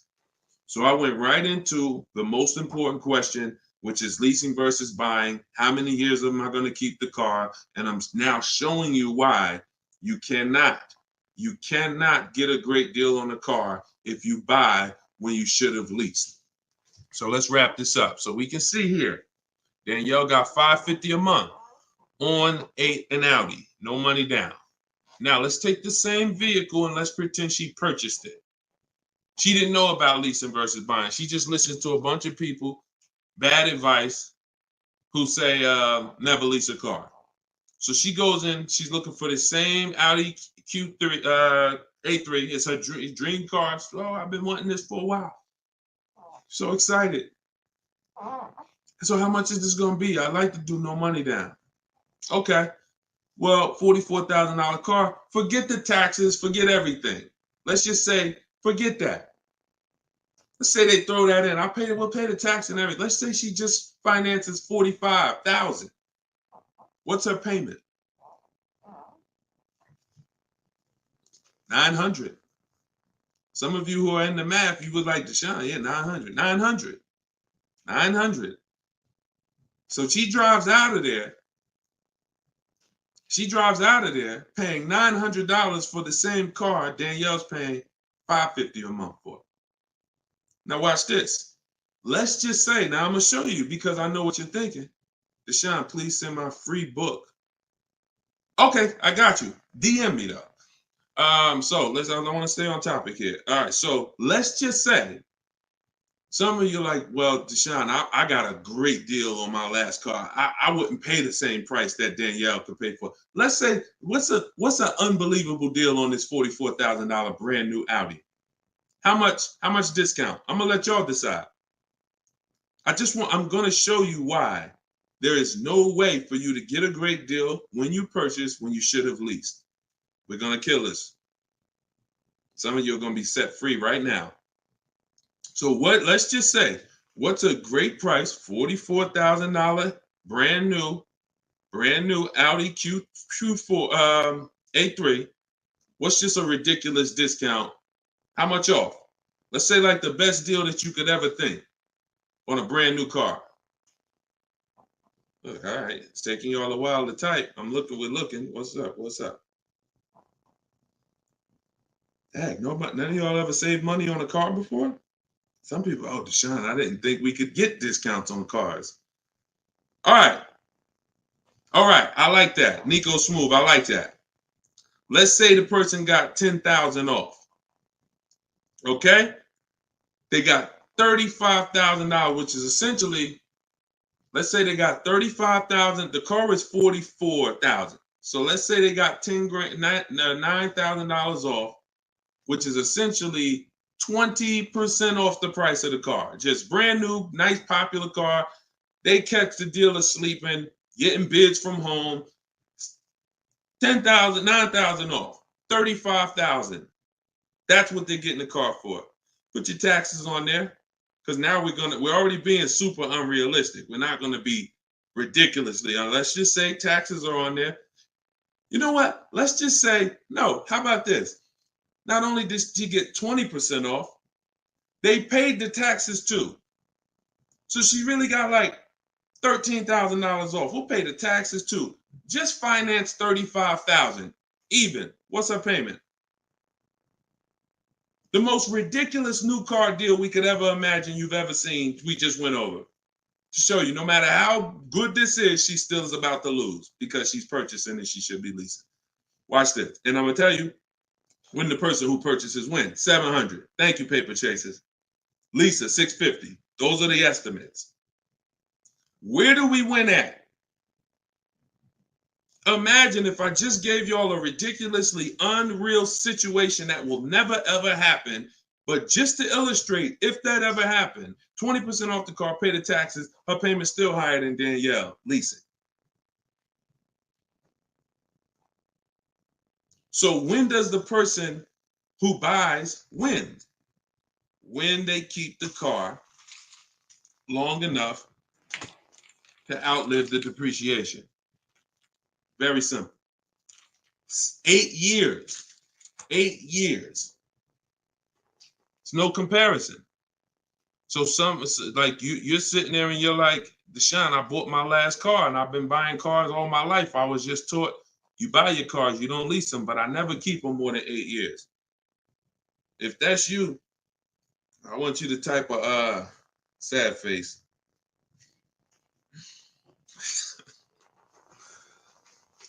You've lost a lot of money. So what would you rather? Would you rather never hear about this, really go all your life listening to bad advice? And we might wrap this because we still got time. Before we even go back into more questions, we actually may go a little, because some of you are like, Deshone, well, what if you buy a new car, a used car? Because you just compared that to a new car. All right. So let's just go back one more time. Let's pull up Danielle's because we're on that scenario. So we already said Danielle drove out with a $550 a month lease, paid her first month's payment. Best impossible deal that'll never happen, unrealistic, made up, make-believe deal we just ran was still a higher monthly payment. So imagine with somebody who just goes in regular negotiations, maybe gets $2,000 off the list price. They're leaving paying it's people right now paying $800 a month for this car, $700 a month, easy, no money down. If they didn't put money down, some people tell you, oh, well, I'm paying I got an Audi and I'm paying only $6,000 for it. They never tell you that they put $10,000 down. They never tell you that they put $10,000 down. They forget about that because the day they give the dealer $10,000, they want to forget about it. So they're definitely not going to bring it up in the story. No money down deals. This is what you're doing most times when you're leasing. So let's go back. Let's say somebody decides they're going to get a good price on a used one. Let's just throw this scenario in here real quick to end this. Instead of a $44,000 brand new one, they find one for like $28,000. Great used car price. $44,000 new. I got one for $28,000, maybe 4 years old, low miles, $36,000. Great deal, below market deal. Get it for $28,000. $28,000. Throw my taxes and fees on there. I'm at $32,000, $31,000. What's my payment? $31,600. Look what I'm buying too, because some of you that's what you think about with a used car. But I like the monthly payments. But Danielle's driving a brand new $44,000, never been titled. She's the first person to sit in this new car smell, like real new car smell. Latest and greatest options and features, full warranty. If anything breaks on the car, she's covered for 4 years. She won't lease it. She won't have the lease for more than 3 years. She's paying $550 a month. A person who's buying this same car is paying $800 a month, $900 a month, and a person who's getting a used version of this 4 years old, 1 year left on the warranty, 3 years old, 1 year left on the warranty, and they're paying $600 a month. Everyone's paying more than her. And these are lease deals that we get all day long. Everyone's paying more than her. We can put every scenario. Only person that's not paying more than her is somebody who just drives like a 10-year-old Audi, 12-year-old Audi. They go pay cash for it, buy it from Facebook Marketplace or something like that, or people who go to the auctions and get, like a 12-year-old one. Those are the only people who could, flip cars and not lose. Everybody who's buying new cars, newer cars, is paying more than her. It's people paying $500 a month because they bought their Toyota Camry. They're paying $600. So you're paying $600. She's driving an Audi, $44,000 vehicle, no money down. You're paying $600. You're driving a Toyota Camry that you're not going to keep for more than another 2 years. Any car, replace it. Chevrolet, you could pay, Camry, Honda. You're not keeping these cars more than 8 years, and you're paying these ridiculous car payments, and you're the ones that, unfortunately, because you believe bad advice, you are not winning. You're losing. But would you rather me not tell you? God willing, you're like, man, I'm glad I'm young. I'm going to still buy more cars. Most of you are still going to buy more cars.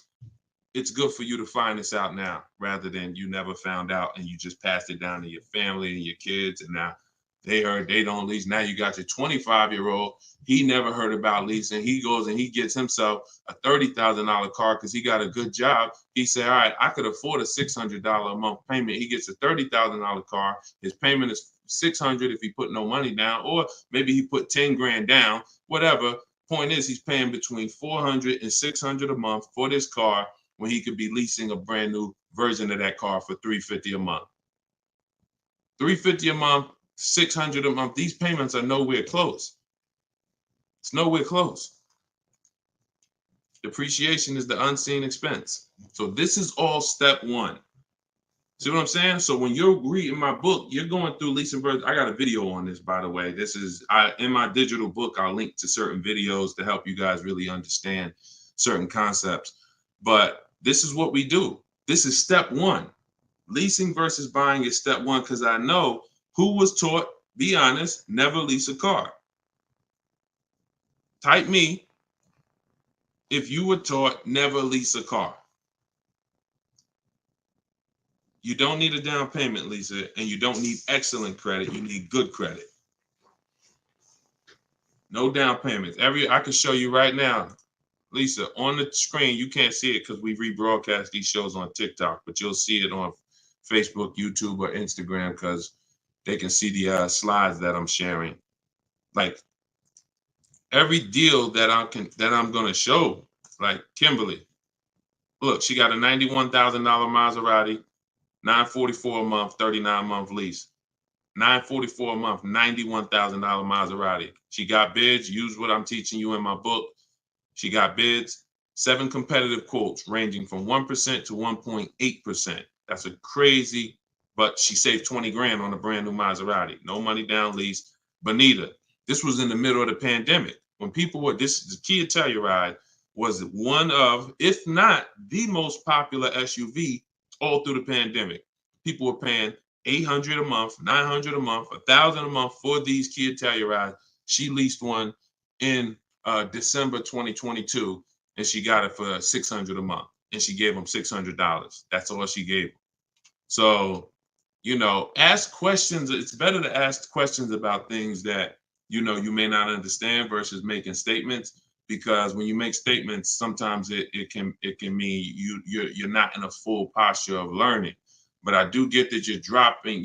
Many of you are this is a game changer for you. This is a game changer. This is a money changer for you. I mean, my goodness, my brother who I met recently over the last year, he's a neighbor of mine, and he's become a close friend. And he had a Kia Telluride, black one, just like her. Totaled it. His wife was in an accident maybe about a month ago and totaled it. And he called me and he said he had saw the 8-year rule, and he said, I'm not keeping these cars 8 years. I'm going to lease this one. He leased a Kia Telluride, and his best offer on the same vehicle he owned was under $500 a month, no money down. It was like $479, $489. He was just paying. Remember, this was a $45,000 Kia Telluride he had. His payment on that car was probably $800-900 a month. So that's his wife totaling that car ended up being a blessing. Got him out of that car. He got the lease. He got the same car, brand new one, and he's paying $300 a month less because he has correct deal structure now. This is so important. That's why I call this the most important question in my book. And this is step one in my process, is you ask yourself the most important question. So I'm gonna put the banner back up for you guys on Facebook and YouTube. You can actually go to deshonsbook.com. Dolan pinned a comment in the Instagram section, in the Instagram comments. Also in the Facebook and YouTube comments, we've pinned Deshon's book. You can get your copy for 75% off. It's a digital book, so it goes to your email. Make sure you check your spam and your junk folder, but it goes there. You can get it in 3-4 minutes, and you won't pay the normal $97 if you get there before the 30-minute timer goes down. Once the time expires, the price is $97, which is the normal price, and it's worth more than that. It's worth thousands. I wouldn't price it at $97 if it wasn't worth thousands and thousands of dollars. So, but you can get it for 75% off that. You can get it for $24 if you get to my TikTok bio, my Instagram bio before the timer expires. But that's leasing versus buying. That's a quick comparison of leasing versus buying and how there's no way to get a great deal if you buy when you should have leased. No way. So some of you are going to be like, oh, well, I want to transition because I want to get out of my car that I'm financing and move to a lease. You should do that as soon as it makes financial sense. And that means sometimes you have too much negative equity. You can't move right now. So you may have to wait a year or 2 years before you can actually move over. I like that question M asked on YouTube just now. Do you value owning cars without payments? Can you throw that one up, M? Can you throw that one up, Dolan? Who was taught always pay cash for cars? Who was taught, type a $sign if you've heard or you were taught that you should always pay cash for cars. Now, I'm going to tell you, in a market like now, it's great to, all right, I see RJ Velez. Now, there's value in paying cash, and I'm going to tell you where it is, and you got to just, there's no one size fits all. See, the problem, what's been hurting you guys is because you've listened to one size fits all car buying advice. So usually whoever is giving you the advice, they're telling you to buy cars the way they buy cars. Tap the screen on TikTok if this is making sense to y'all. If y'all are following this, keep tapping the screen, running the lights up. Let me know that you're following what we're talking about. So here's what's important. If you're listening to someone who tells you pay cash for cars, buy used cars, that's because they do that. Now, if it makes sense for them, then that's great. But we need to look at paying cash. When does it make financial sense? When does it not? It's based on a couple things. First of all, what are you doing with your money? Because some people say, I don't like car payments. Type me if you don't like car payments. Who said, type that, Deshone, I want to pay cash because I don't like car payments.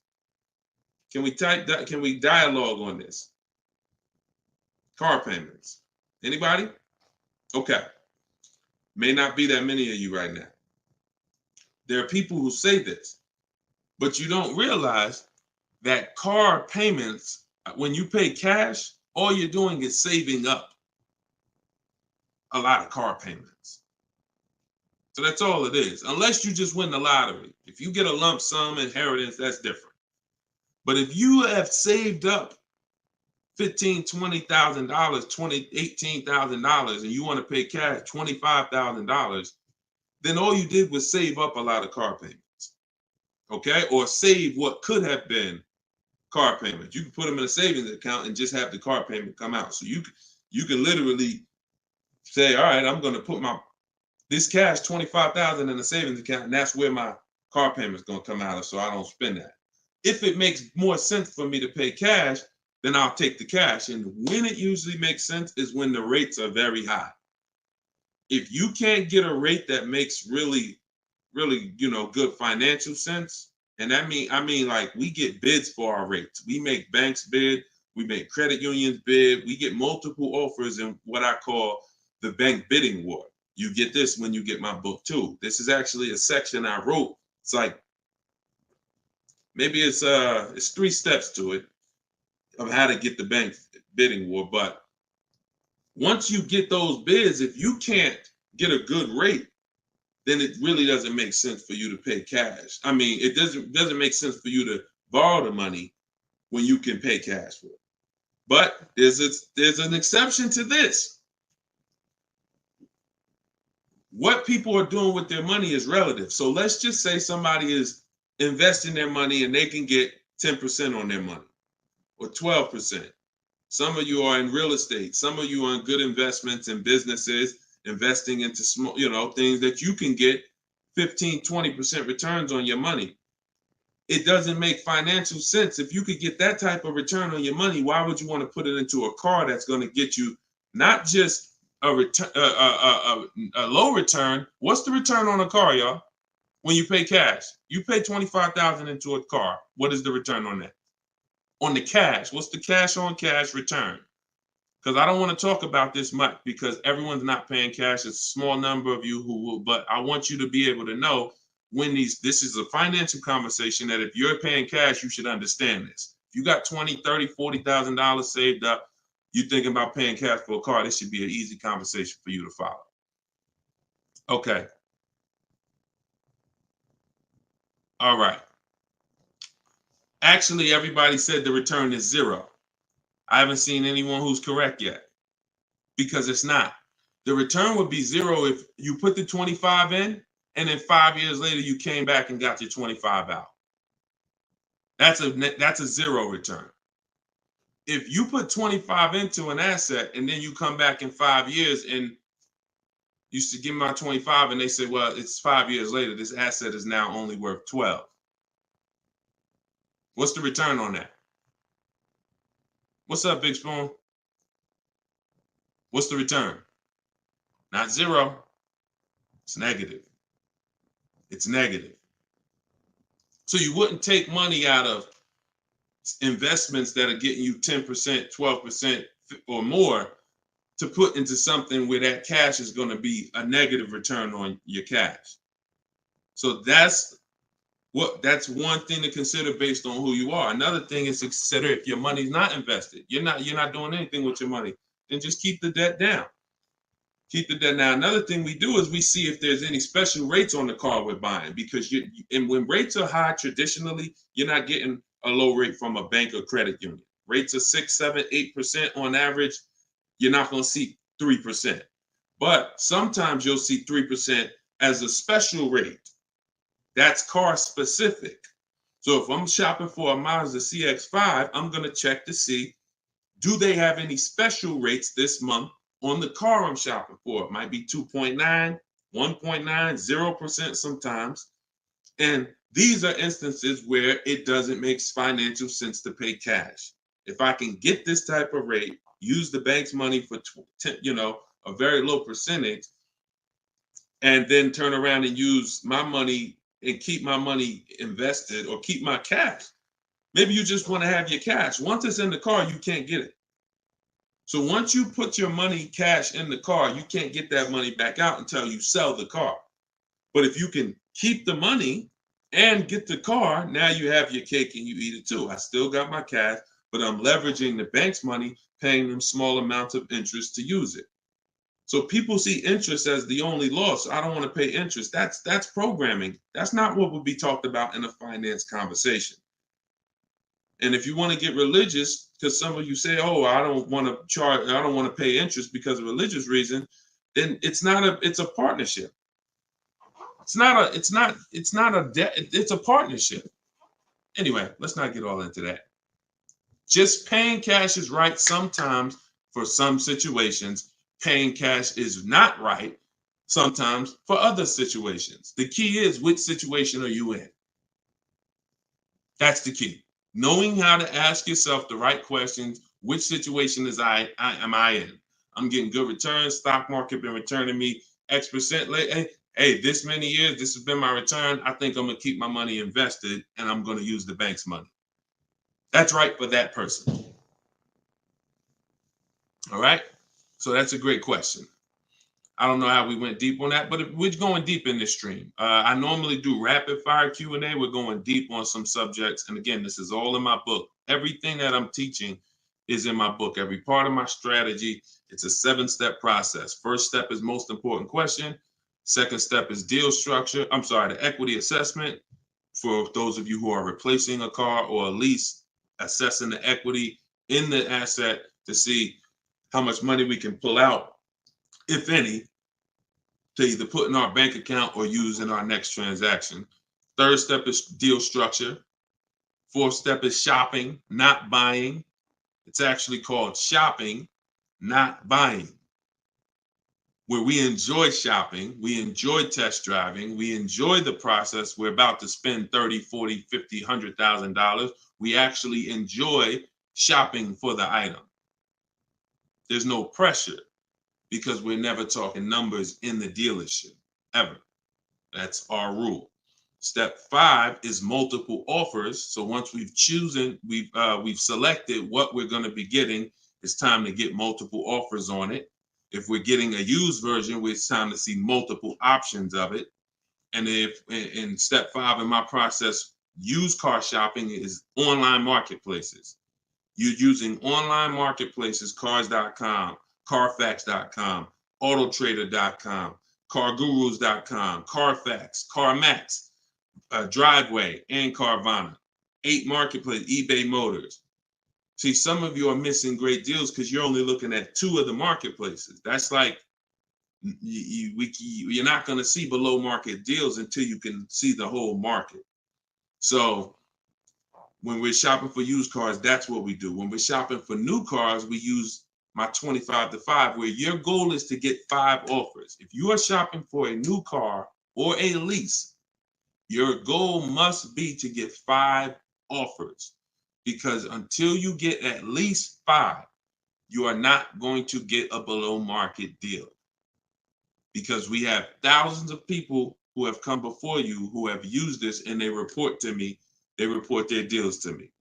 So when I can tell you the deals we see, we have to get at least 5 offers, because 4 are overpriced. Some people get 6, 7 offers. You saw Charles earlier on his Palisade. I think he said he got 10 offers. But once you learn how to get them from home, either you could do it your way, you want to call and get them, you want to call, ask for managers to get them. I don't care what you do. If you're using my process, we don't do any talking. So when you're using my book, we're not talking. Because when you talk, who knows, when you talk, you can say the wrong thing. When you type, and then you're typing what I wrote for you. Because in my book, you're using what I wrote for you to talk to the dealers by email. So I can't even say talk to the dealers, to communicate by email, because we know everything they're going to say. So then the step 6 is paperwork and protection. Once you get your lowest offer, you find the best option. It's time for the paperwork. And then step 7 is delivery. That's it. So everything that I teach is out of one of those 7 steps. And, part of why you have not gotten the deals that you see me sharing is because you don't have any process. You're just winging it. You're just hoping things go well for you. And that's just not a place of empowerment. That's just not a place of empowerment. Strategy is here. So, so we went deep on some of what's in that book and what you'll learn if you get it in the comment section, or you can get it in my TikTok or Instagram bio. If you're watching us on TV, you can also scan that QR code with your phone. And as long as you get there before, but now you're seeing why the book's worth $97. I see why you priced it at $97, Deshone. You know what I'm saying? That makes sense. You breaking this down and telling us what's in the book, and it's a digital book with links to videos and scripts and things you copy and paste. Oh, I see why this is a $97 book that you can get for 75% off. $24 before the timer runs out. Go ahead, Dolan. Yeah, this has been good so far, though. I do like this. Are you enjoying this dynamic? If you are, type something. The word something. Let me know you're enjoying this. All right, this is from TikTok. I'm told lease deals are new each month. Yep, they usually are. Why shop if brand has same financing deal? There's no same financing deal. So lease deals change every month. I'm going to make sure I'm trying to understand your question right. I'm told lease deals are new each month. Lease deals usually change every month. Sometimes they'll run the same one for 2 months, but usually something changes about the lease deal either every month or every 2 months.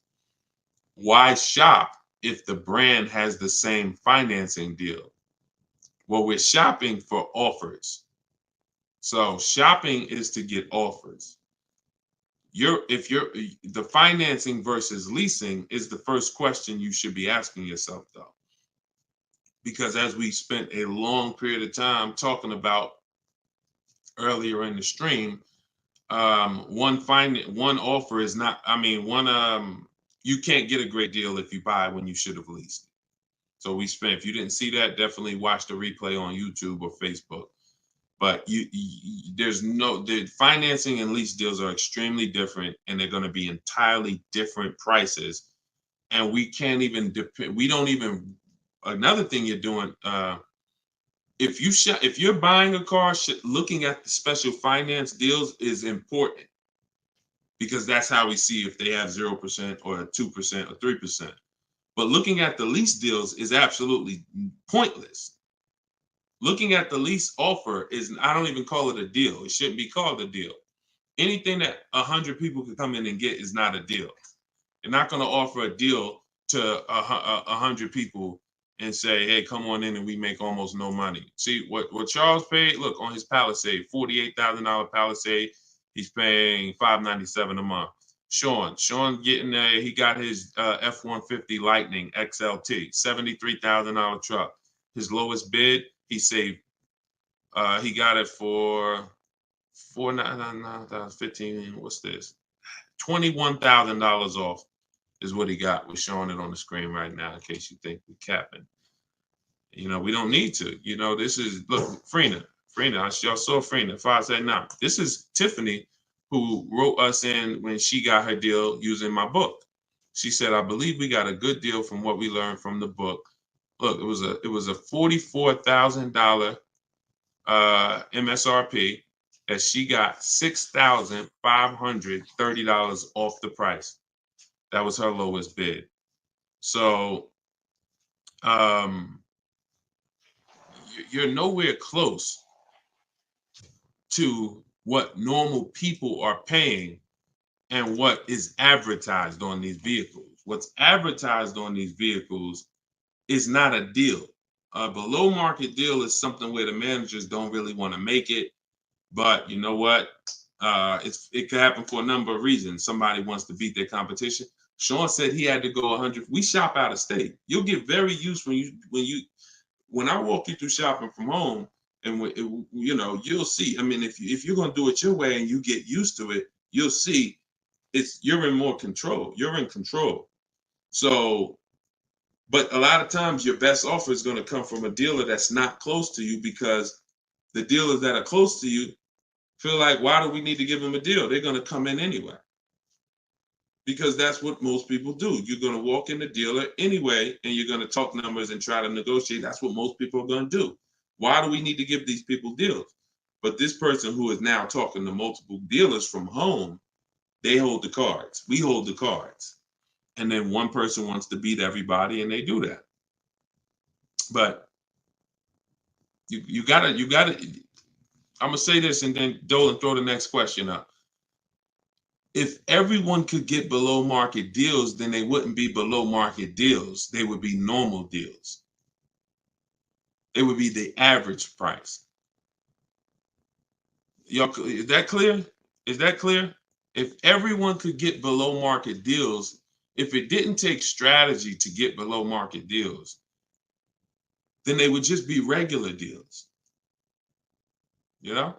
All right, this is Rhino from YouTube. What is a good range of credit score to go for a lease? Great question. Anytime you guys hear a question you like, just start tapping the screen, please. Appreciate y'all continuing to run the likes up on TikTok.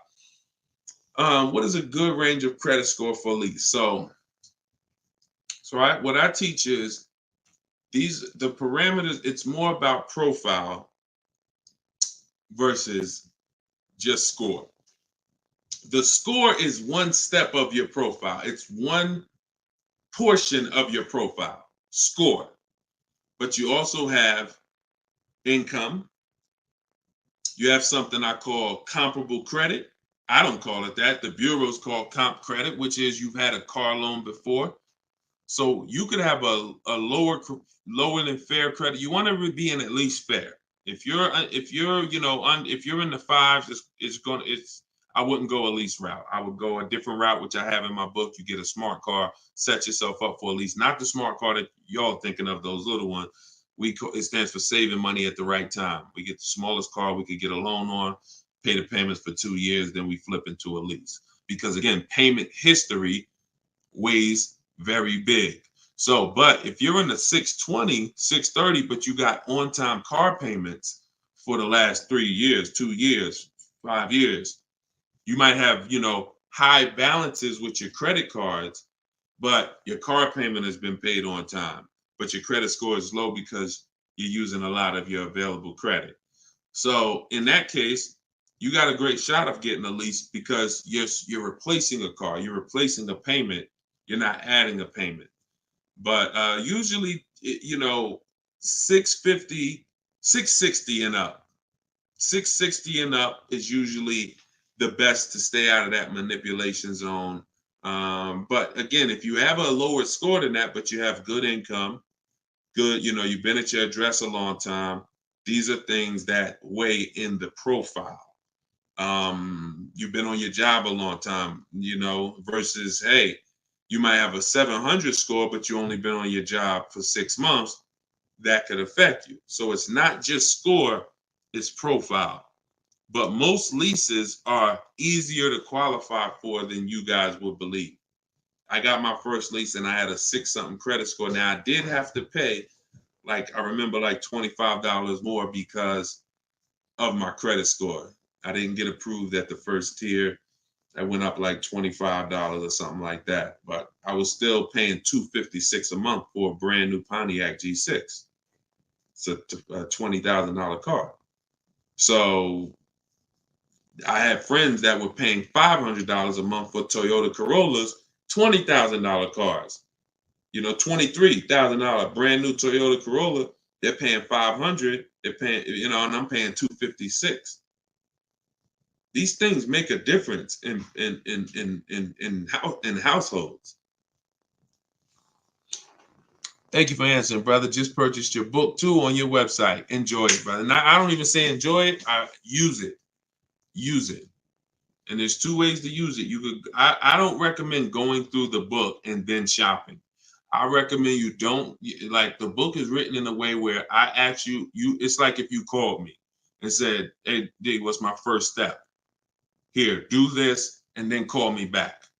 You wouldn't call me and be like, Deshone, give me all the steps. I wouldn't give you all the steps because you would forget them. I would tell you, all right, how many years we keep in the car?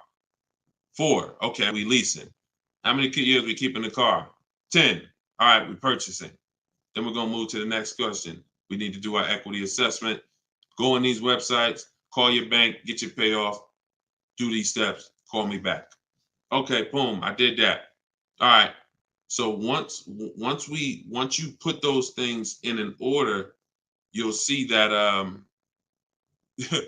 you threw me off, Dolan, throwing that question up. But yeah, Rhino should. Oh yeah. Anyway, what I was saying is use it. So you could go through the book. I would recommend you go through it, do 1 step, check it off before you move to the next step, so that by the time you get to step 7, I'm congratulating you, saying, let's get ready for delivery. Not, oh, I'm at step 7. I read the whole congratulations. Oh, that was so nice. That nice message you write to us when we get our cars at the end. That's nice, Deshone. You shouldn't be reading that until you got your car. You get what I'm saying? I'd rather you go through the book that way. It'll be a lot quicker, a lot more effective for you. All right, but use it. Use it. Great. All right, Dolan, throw that up for me now. Thank you, man. Appreciate you. Okay, Freon on YouTube said, what about refinancing when the rate drops? Absolutely. If I'm buying a car and I'm paying a high rate, what is considered a high rate, 7-8%, depending on the gun. Now, there are times where rates are high. That's the best offer you could get. But there are times where we know rates are 3%, 3%, 4%. There's time when the rates was 2 and change from the credit unions and things of that nature. So, relative to what they've been, these rates are high. So, yes, as long as you have a great car, the goal is always to get a great car. You could change the loan, like Freon said, by refinancing. So let's say I have horrible credit, 400 score, I need a car. I'm going to make sure the car I get is absolutely a great car. I mean, it must last. This is the thing you need to be looking for. I need to make sure I'm getting a car that's going to last, because I could always fix the loan. But if you fix the loan, refinance, but you got a bad car. You got a car with 100,000 miles on it, and now you're saying you're going to keep it 8 years. You're not keeping that car 8 years in a lot of cases. It has too many miles on it. So you should be shopping for a car saying, okay, I'm planning on keeping this 18 years. I want to get myself something with 60,000 miles. Now that might mean you can't get the big SUV. But if you get the big SUV and then the car breaks down in 4 years, it defeats the purpose anyway. So you could always fix the loan. Don't get a bad car. Very, very important. Or that really destroys a lot of these long-term plans that you need to have. Okay? But yes, everyone will be refinancing when the rates drop. That's for sure. Go ahead, Dolan. Next one, please. Great questions. Great questions. Yes, these are some great questions. From TikTok, I have a car with a lease ending in a couple months. Buyout is 35, but Kelly's Blue Book is 44. Should I buy out the car with the option to sell after? We don't usually buy leases, in fact, ever. Why are we so big on buying our leases? Who told us that was a good idea? Who told us going from buying? Think about this. 3 years ago, I drove off the lot with a very nice brand new car that I was paying, hopefully, a decent payment on. Why am I going to stop doing that to now buy a used car? What's the benefit to us buying these leases out? Maybe I don't see it, because what I explain is it's a horrible idea. It's a horrible idea. One exception, if you're keeping the lease 8 more years after you buy it, then it's fine, because it's just like you bought a used car. So you really kept the car how many years if you leased it for 3 years and you're keeping it another 8? See what I'm saying? 11 years. So you're going to win. It's still a bad idea, but you'll win somewhat if you keep the whole car 11 years, because I'm going to tell you why. Once you get the used car, you reset everything. You got that's a whole separate transaction. If you lease a car, your payment on that lease is going to be, let's just say your payment on the lease is $450 a month. What you're going to find in most cases, if you buy the lease out, to get a $450 a month payment, you got to take a 6-year loan. To get a $450 a month payment, you got to take a 6-year loan. So you already leased the car for 3 years, and now you're purchasing the balance for another 6. You leased the car for 3, you're purchasing it for another 6. That's 9 years. So why did I just say the only way to win when you buy your lease is to keep it at least 11 years? Because how many years of payments are most people going to have? 9. 9. 9. Can we let that sink in? A person who buys their lease, like most people are going to buy them with 6-year loans, you're paying for 9 years on the same car. 9. Even if you get a 5-year loan, 8 years on the same car. So it'd be a shame to go pay 8 years on the same car and then turn around and do that all over again. So you want to keep it long enough to at least, hey, I had 2 years of no payments though. I had that car 11 years. I only had 2 years of no payments on it. That's a pretty bad way to live. You're paying on 9 years old, 8 years old, you're still paying on the same car. 7 years old, still paying on the same car. This is why buying your lease is a horrible idea in most cases. From the start, you should either be leasing or you should be buying a used car. It's one or the other. and you're buying a used car that if you plan to keep it 8 or more years, you're leasing if you're not planning to keep the car 8 years. That's it. Not many cases where these make sense. Go ahead, Dolan. It's a great question though. And I'm hoping we can help a lot of people stop doing that. And eventually maybe 10 years from now, 15 years from now, people won't be asking these questions, but it's a very, very common question. Go ahead, Dolan. Shoot the next one up, brother. Nico Smooth on YouTube. What's up, my man? Deshone, if I wanted to counter offer lower than what the calculator generated, would that be realistic? Getting 1.4% would like to get around 1. If your lowest offer is 1.4, then that's the lease program. If your offers are 1.4, your offers should not be the same. That means you don't have enough offers. If all the offers are in one spot, 1.4, that means you're not getting enough. Once you get 5, 7, you'll see they should be at least $150 to $200 a month difference. That's how it should be. 400 to 600 a month. 600 to 800, 600 to 750. That's how it should be.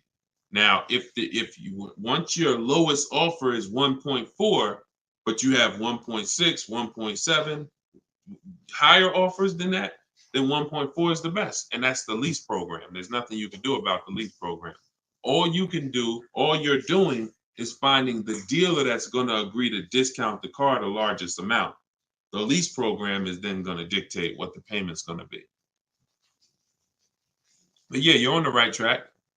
Go to a Plan B vehicle. It's surprising how different every single vehicle has a different lease program. In regards to what and just to really hammer this home, Zafrina, who we showed first at the beginning of the stream, she had a $579 a month lease on a $65,000 truck. She was shopping for a Jeep Grand Cherokee Limited because that's what they had and they were replacing the lease. So she gets a 1.1 and change. It was like under 1.2, like 1.19 or something like that. That was her best offer on a Jeep Grand Cherokee Limited. That's a great lease. That's a great deal. 600. That's a great lease deal. Probably a $450 payment on a $40,000. Great lease deal. But she said this guy is saying that he thinks he might be able to do better on a hybrid Jeep Grand Cherokee Limited. He said he could probably get me below the 1%. I said, okay, you need to get 5 more offers at least. Because what if he's saying he could do better on that version, that means that version has a better lease program, which means you need to get your 5 offers again. She called me 48 hours later. Well, she posted in our group saying that she had gotten that $579 a month, which was a 0.88% lease. So that's not only is every vehicle have a different lease program, every trim level has a different lease program. Almost trim levels can have different lease programs attached to them. In many cases, they do. All right, great question though. You could also wait it out, Nico, if you have a little more time and see what the programs are next month. Go ahead, Dolan. You can shoot the next one up. Can you lease a car if you have a bankruptcy? Sure, but you need to rebuild your credit. You need to get your, if you start in blank, I know people that have had a bankruptcy, got a discharge, and they are at a 700 score in like a year. So I will be following Shonda Martin. I recommend her to everybody. She has great strategies on credit. She does a lot of live streams like me, and she has great strategies. So I think she's on every platform. Yeah, she's on every platform that we're on. So Shonda Martin. But yeah, get yourself up to like a 680, which is not hard to do because you're starting fresh. Many times a Chevy or Ford, a Honda, Hyundai, Mazda, Subaru, these leases don't need you to be incredible. If you have a good job, long history on your job, and a 680 score, you're going to get most of these leases. These are not like luxury leases to the point where they're snooty. All right, go ahead, Dolan. Genesis on YouTube. So how can you lease out of state with the current lease looking to trade in? But I heard Deshone say out of state lease deals are good. Well, if it's the best offer, you go as far as you need to go to get 5 offers. In my book, we use my 25 to 5 strategy, where you're connecting with 25 dealers online in 20 minutes. We go to their websites using the contact tab, and then you have a template of mine that you copy and paste. If you're going to do it your way, you're just writing in, all the details of what you want, when your deadline is, what options you're looking for, what you're over. This is all stuff I walk you through in the book. What you're looking for. Really, it's about the car. You're not saying, hey, I'm looking for a lease quote, I'm looking for a purchase quote. We need to find out who even has a car before we start talking about money. But then the goal is that you got to get at least 5 offers. You got to get at least, and you have to do the equity assessment to see if there's any equity in your current lease. You don't want to return that, and you don't even know if there's any equity in that lease. And the only way you know that is the offers you get are higher than the payoff. It's very simple. Equity is offers, cash offers from CarMax, Driveway, Kelly's Blue Book, instant cash offer, not Blue Book, the website, instant cash offer, Kelly's Blue Book, Auto Nation, sell my car, Car Guru, sell my car. You have to get these offers, and if those offers are higher than your payoff, then you have equity when you sell the car to these people. If you have a third-party restriction, you can't sell the car directly to them. You got to sell to a local dealership. You got to get bids from a local dealership. I teach you how to do that. For those of you who have third-party restrictions, we talk to used car managers to sell our leases. So I've been doing this since 2006. Like, if I wasn't called to build these companies, then I would be. If I wasn't called to build these companies, there's no doubt I would be selling cars, making $200,000, $300,000, $400,000 a year. There's no doubt about it. But that's not the path God had for me. So what I'm telling you is based on me understanding 99.9% of the car buying of the industry inside and out, and giving you the way to actually stay in control, call the shots, have the business come to you, have the banks come to you, have the cash offers come to you, and then you're just simply picking the best ones as they come to you. So this is all in my book, Cars from Home, 7 Steps to Saving Time, Money, and Avoiding Dealerships. It's a digital book. You can get your copy for 75% off in my TikTok bio, in my Instagram bio, or we have a comment pin. Dolan, can you post the comment for everybody again on Facebook and YouTube? Just copy and paste that comment for everybody. And also we'll put a banner up on the screen for those of you who are watching us on television. You can scan this banner with your phone, and it'll take you to the 75% off page. So you'll only pay $24. You won't pay the normal price of $97. But that offers for 30 minutes. Once the timer does expire, $97 is your price to get it, which is still a great price. I'm sure everybody who spent time with us today can see why $97 is going to save you probably tens of thousands of dollars, depending on how many cars you get. Sean saved 20 grand on his first car. So for those of you who want to attend my free masterclass, Everything You're Doing Wrong, Buying, Selling, and Leasing Cars, you can attend that in my bio. We'll also put another comment for those of you who want to attend that. That's about an hour-long class, and I'm teaching very specific. You'll need a notepad for that. That's not just Q&A, although we do Q&A after. So you guys can go watch that, and so we'll put, and that's also in my Instagram and my TikTok bio. So the information's available, y'all. That's the whole point. There's no excuse. Everything that we talked about today is really financial awareness, financial literacy that you have not learned. You haven't heard of it before, but this has been around. We've been doing this for 3 years. Over 2,000 people have come before you.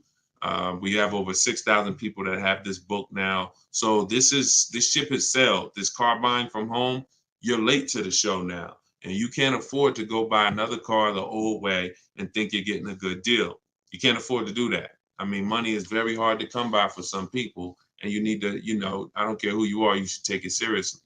So this is why we're here. And so you can get it from my free videos, from these Q&As, in my book, in my masterclass. I don't care how you get it. You want to join me in Maps Academy and have me coach you through your car buying. I don't care how you get it. Just make sure you get it. Get in where you fit it. All right. So that was episode 17. All right. We'll see you on episode 18. God bless y'all.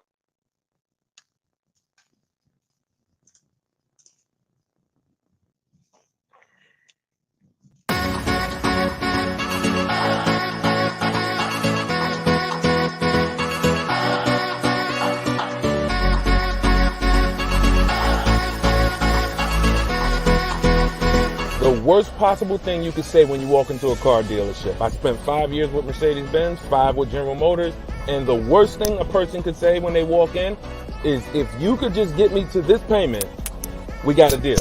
So your loan's probably still like 19, which means you got to pay to get out. You're upside down. It's called negative equity.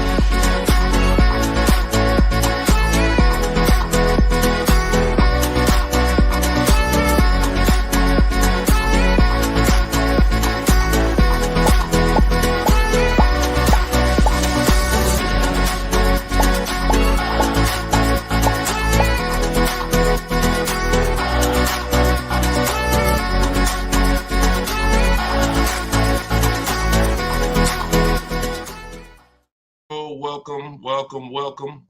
This is episode 17 of Car Shopping Questions and Answers.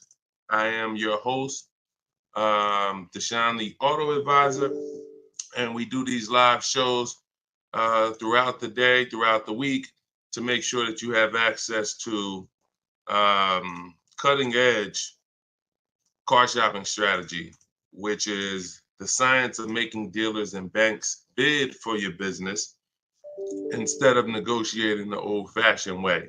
So that is what we do here. Frankie boy, good to see you, Frankie boy, on TikTok. Kev, I see you on TikTok. We are live on all 4 platforms: TikTok, Instagram, YouTube, and Facebook. We have Dolan in the background. He's going to be pulling in your questions for the show. So as you're here, you can start typing your questions. Let's get the housekeeping out of the way as well. Could everybody who shares great information hit the share button? Also, I'm the author of the new digital book, Cars from Home. It's called Car Shop. It's a 7-step system that we use to car shop, and we get bids from home. Everybody that you're going to hear me talking about today, I'll be sharing a lot of different people throughout the broadcast that use this system, so that you can see the different results that you will get when you start learning to make dealers bid for your business instead of negotiating the old-fashioned way. So thank you to everyone who has reviewed the book. Again, this is our Thursday, 12 p.m. live. It's May 9th, so you guys can start typing your questions if you are here with us live. And for all of you who do want your copy of my new book, Cars from Home, 7 Steps to Saving Time, Money, and Avoiding Dealers, we have a link in the comment section on Facebook for you guys. We also have a link inside my TikTok bio, inside my Instagram bio, that you guys can use to get your 75% off your copy. So you won't pay the $97 price. You'll pay $24, but it's only for 30 minutes. So once the 30-minute timer is up, the price is $97, and it's a great price. So all of these people you'll be hearing throughout the show have used the strategies that are in this book to save thousands and thousands of dollars from home. And that's where I'd like you to be as well. So, Dolan, as you get the first questions coming in, feel free to throw them up, and we'll get right to it, y'all. Let's go. Whenever you don't see the banner above me, you know we're actually live. When you see the banner, that means we're rebroadcasting, because we do rebroadcast this show throughout the day. But whenever you don't see the banner, that means we are absolutely live. Okay, so start typing your questions. Type them fast, and we'll get to it. T. Del Mar on Instagram. I'm leasing. Now test drive. Why do I ask for an older salesperson? Won't any salesperson be okay? No, any salesperson will not be okay. Some salespeople will bring you in for a test drive. we talk to people who are experienced in the dealership. So when we talk to them and we ask them, do they have a car that we're coming to see? We know 9 times out of 10, they're going to be honest with us. You get a new kid on the block or a salesperson who doesn't care about this stuff, they'll get there. Who's ever gotten to a dealership, was coming for a test drive, and then the dealership said, oh, that car got sold, or that car is not here anymore by the time you get there? If you've ever had that happen, type me. You set up a test drive, you come in, oh, I was coming to see that car. Oh, it sold like, 2 hours ago. It just sold. See, when you're dealing with experienced salespeople who are honest, exactly, Peaceful Grace on TikTok, you understand. So this is why every step that I teach is important. Even things that you might see, okay, why is he telling us ask for this person? It's because if you don't, you run the risk of running into a salesperson who doesn't care. Oh, you'll get there and just, oh, well, that car sold, but hey, I might have another one. Let's look at some other ones. No, we don't go for that. We don't go for that. Our test drive is strategically set up to try to guarantee a successful test drive where we can be in and out that dealership in 20, no more than 30 minutes and coming home. Okay, let's go. Nothing is left to chance. All right, go ahead, Dola, shoot the next one and keep your questions coming, everybody. We'll try to get through as many as we can.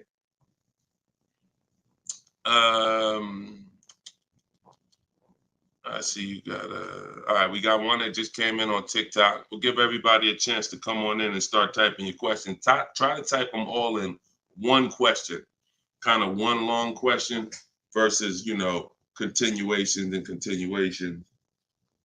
Shaderick Will on TikTok. How do I get out of a finance contract without it being on my credit as a repo? How do I get out of a finance contract without it being on my credit as a repo? Well, let's talk about how not to do it. If they take the car back because you didn't pay them, that's a repo. So if they take the car back because you didn't pay them, that's a repo. So if you do that, that's a repo. So let's talk about how not to do that. You could sell the car. The only way to get out of a car without it being a repo is to sell the car. So you need to find out what your equity position is in the car. You need to call the bank, ask them how much you owe. That's called a payoff. Get your payoff amount, how much you owe, and then you're going to get offers. You're going to do what we call an equity assessment, where you go into the 6 online car buyers and you get you get these bids. CarMax, Driveway, Carvana, Kelly's Blue Book Instant Cash Offer, AutoNation Cash Offer, and Car Guru's Sell My Car Cash Offer. Those are 6 different cash offers that you're going to get, and whichever one's the highest, that's the one you would take. What's up, Dave DFW? I see you. What's up, Yono? That's how you get out of the car. The only way you're going to get out of a car you want to replace people is to sell your way out of it. Because we don't trade. In most cases, we do not trade because you don't get all the money. When do you get all the money trading anything? You know what I'm saying? Who can tell me an item that when you trade it, you get the most money possible for it? I'll wait. Anybody? What's up, Bobby I Modern? What's up, Bell? See what I'm saying? So we understand. You're not going to get all the money of anything trading it. You sell it. That's the way. And most times you guys are taking $2,000 to $3,000 to $4,000 less for your vehicles, trading them. You're losing. See, again, you can't take the price, the monthly payment seriously, but not take the price of the car you're buying seriously. Not take the shopping for your interest rate seriously. Not take the selling of your old car seriously. Because you may be more focused on saving $1,000 off the price of the car you're buying, but you're not putting that same energy into how you shop for your loan. You're giving the bank $2,000 or $3,000 more because you're paying higher interest. Or you're not doing this bidding process. You're trading in your cars and you're paying $1,000, you're getting $1,000 to probably $4,000 less than what you would get selling these cars to online car buyers.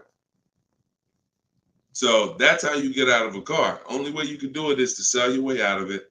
And if you have negative equity, to pay the difference so that you can get out of the car.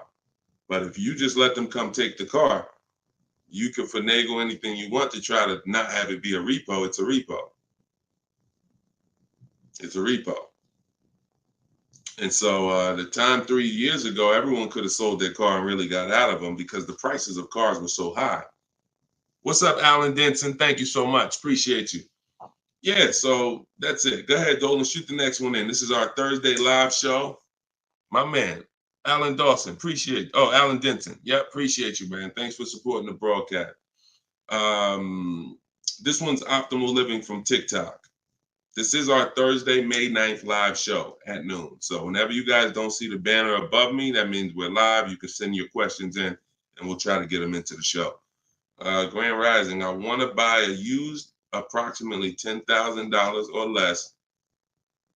Approximately $10,000, less than 100,000 miles, 1 or 2 owners, like a Honda, Hyundai, Volkswagen, good gas mileage, easy to repair. Any suggestions? Well, you have a lot of filters there. If you were buying under 10 grand, I would be looking at Facebook Marketplace. I would be looking at Facebook Marketplace because our used car strategy is to look at all the marketplaces where cars are.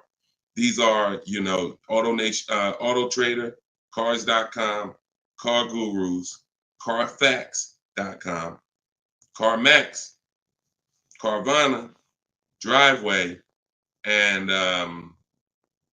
eBay Motors. But if we're looking at a car that's under 10 grand, I would certainly be looking at Facebook Marketplace. Facebook Marketplace is where you're going to try to find a private party owner, not a dealer. Not a dealer. You're trying to find a private party owner that's going to sell you the vehicle, private party, not a retail purchase. A retail purchase is at a dealership that has done reconditioning on the vehicle to prepare it for the market. And so you're paying for that. You're paying probably 10% more for a retail purchase because it goes through the retail process. But if I'm spending under 10 grand, I'm looking at Facebook Marketplace to get a private party sale where I could save probably another 10%, maybe a little more below the retail price. But that's really depends, price specific. Same thing with selling cars. When we get our bids, if our car is worth less than 10 grand, we usually I always tell people, it's in my book, if the car is less than 10 grand, when you get your offers, you could get probably 1,500 to 2,000 more listing it on Facebook Marketplace. So if my highest offer might be for 8 grand from CarMax, everyone else is offering me 7 and 65, and I'm gonna throw it on Facebook Marketplace if I have the time, and I'll sell that car and usually get a $1,500, $2,000 above. So it's the same difference. I would shop on there if I was looking for a car under 10 grand. I would sell on there if my car was worth under 10 grand. See, when you start going with cars that are worth 15, 20,000, trying to put them on Facebook Marketplace, most of the buyers there need a loan. Most of the buyers on Facebook Marketplace need a loan. So when you get there, they're not going to be, most people don't have 20 grand to bring a private party. That's just most people. So the buying pool is very small for 15 to 20 grand, 30 grand private party. But the buying pool is very big for under 10 grand private party. So you always want to go to where the buyers are, where the best opportunities are. So yeah, that's what I would be doing. Great question, Optimal Living. All right, keep the questions coming, y'all. I see Sharita said, hey, I got the book. I'm stoked. This is great info. Thank you so much, Sharita. Enjoy it, use it. The things that are in my 7-step book, y'all, is everything you're learning right now. So everything that I'm teaching you is out of one of my 7 steps in my car shopping process. My book is called Cars from Home. So it's all designed to teach you the science, walk you through the science step by step of doing 90% of your car purchase from home 90% of your savings are done at home, not in a dealership. The only thing we're doing in a dealership is test driving, is having our car appraised if we have a third-party restriction by a used car manager, and picking up our car if they don't deliver. Those are the only three things we are doing inside a dealership. All the negotiating, the price saving, the shopping the market, the research, the working with the bank, that's all done at home.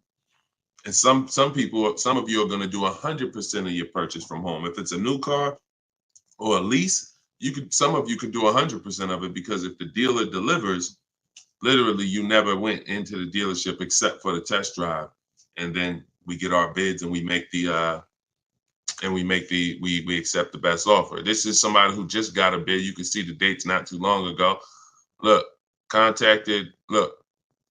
contacted 25 dealers. Some of you know my system is used to, we connect with 25 dealers, with our goal being to get 5 offers. Because what percentage of offers is overpriced? Let's see if anybody on here knows. If anybody's been spending time with us, this might be a lot of your first time with us on the stream, but what percentage of dealers is overpriced? Let's see who knows.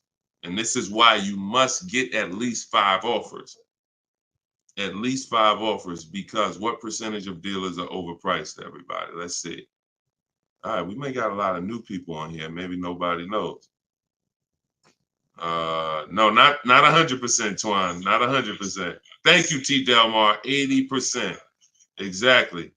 80%. T. Delmar Instagram got it. 80% of dealers are overpriced. Now, this is not my opinion. I'm telling you guys. I've been working with people all around this country. I opened up my car buying school, Maps Academy, 2021. We have probably over 6,000 people now that have our book. So people report deals to me. I have hundreds of people who over the years report their deals to me. And that's what we see. We see 80% of the quotes we get are higher than the best quote. So when you get your 5 offers, one of them is going to blow the other ones away, but the other ones are going to be significantly higher. And when you look at somebody like this is Teddy. Teddy he said, I received 10 offers. He said, I only use the scripts provided. So in my book are the scripts he's talking about that you copy and paste. This dealer's initial quote came back at 937. Using the counter offer calculator, which you have in my book as well. Using the counter offer calculator, I countered at, I closed on this, wait, hold on, I can't even read.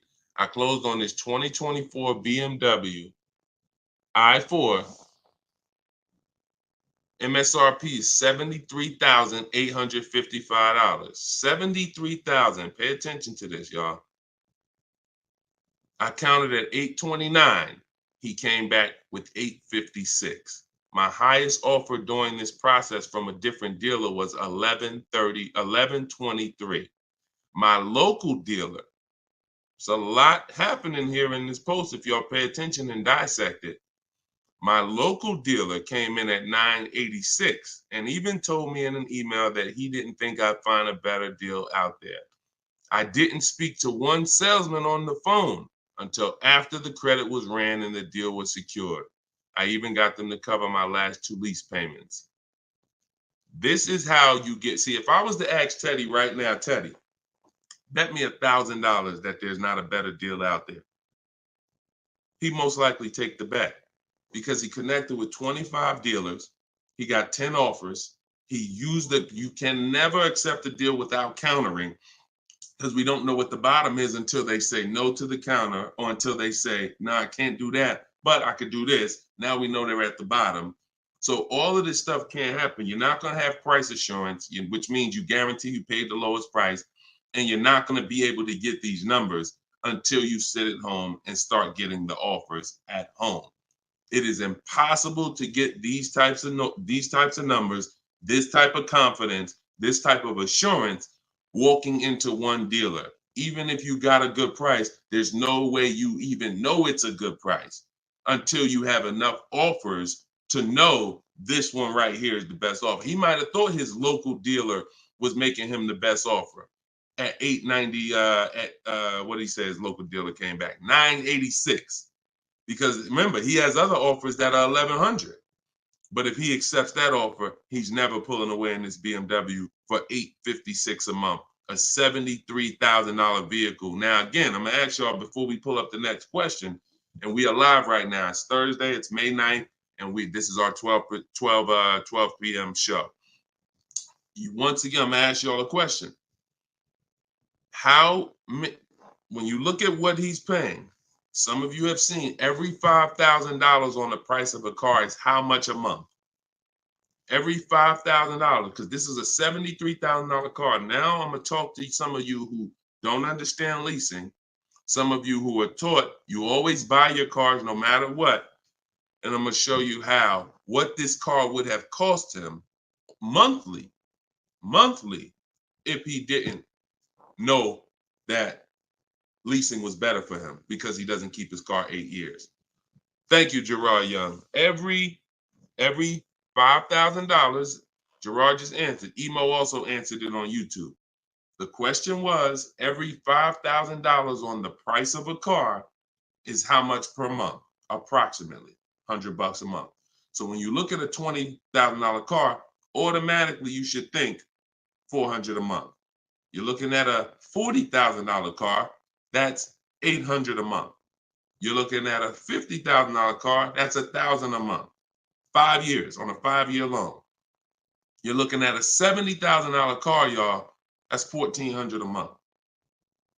$1,400 a month. His car is $73,000. Not to mention, there's people right now that are driving this same exact car Teddy got, same exact BMW, $73,000. They're paying $1,400 a month. He's paying $856. Are y'all getting this? Are y'all getting this?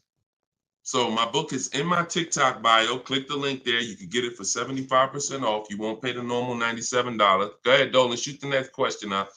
Instagram, you guys can go to my Instagram bio and get your copy for 75% off. And it is a step-by-step formula for how to get these deals. That's everything I talk about on these shows. Go ahead, Dolan. Shoot the next one up. Leo, I've been selling cars for 20 years. This young man is speaking the truth. Man, I appreciate it. See, and this is what the 20% of dealers do. The 20% of dealers have no problem, admitting the systems that we teach are better. Because we're not trained as car salespeople. Sometimes you think car salespeople are really trained. The only thing we're really trained on is negotiating and how to get you to say yes. We're not trained in finance, not trained to teach you about leasing. We're not trained to teach you about negative equity, depreciation, all this stuff that we should be trained on because you're buying a depreciating asset. We should be telling you, listen, based on our financial training, if you're not keeping your car 8 years, your best option is going to be to lease. Because when you buy your car is going to go down in value so much over the 5 to 8 years you have it. If you turn around and replace it, you're going to lose all that money. Your car is going down in value way too much over 5 to 8 years for you to turn around and replace the car right after that. You need to keep it after that. That's when you keep it. 8 years of that's when you keep it, because now you're like, man, I put all this money in this car. Yes, it may not be worth what I bought it for, which was $40,000 8 years ago. It might only be worth $10,000 today, but I'm gonna keep it now because 3 years from now, it's gonna still be worth probably $8,000. It might be worth 10 today, but because it's 8 years old, in 2 more years, it'll be worth $8,000. I'm not losing that much money anymore. You are not winning with buying cars until the car is not depreciating that much anymore and you still own it. Okay? If y'all clear with me on that, just tap the screen. Run the likes up on TikTok if y'all are getting what I'm telling you. If you're getting what I'm telling you, hit the like button. If you're on Instagram, if you're on YouTube, if you're on Facebook, hit the like button if you're clear on what I'm telling y'all. All right, let's move on to the next question, Dolan. Okay, I like to make sure you guys are actually following the conversation. So you have to actually respond and let me know you're following it when I ask you a question. All right, this one's Glenn over on YouTube. If your car lease is up in 6 months, how do you go about trying to sell your lease? Well, the first thing you're going to do, first of all, this is a great question. Glenn said, how do you sell your lease? Now, step 2 in my process is called the equity assessment. My book is called Cars from Home, 7 Steps to Saving Time, Money, and Avoiding Dealerships. Step 1 is the leasing versus buying question. Step 2 is the equity assessment, which means if you have a car you're replacing, we got to get the most money for it. And that's never going to be with a trade. So we have to see, is there any equity in our lease? Now, we are not assuming this. We are going to do this process and see, because some leases have no equity. Some leases have a good amount of equity. Like, hold on, I just had somebody write me talking about equity they got in their lease. Hold on. Didn't talk to, I think it was this person. Oh, but I cut off their post. Somebody said they just got $4,000 and I always like to say this. I always like to show this stuff so people understand. You know, we operate with documentation. So when you are getting how you determine if you have equity is with cash offers, not with algorithms. Kelly's bluebook.com. Blue Book says my car is worth this. That means I have equity. No, Blue Book doesn't buy cars. So what you want to do is you want to determine if you have equity by calling your bank. You're going to get your payoff, which is how much you owe. And then you are going to go on the websites that I'm laying out for you. It takes you 20 minutes. If you can't take 20 minutes to go on a website to fight for your money, you don't deserve it.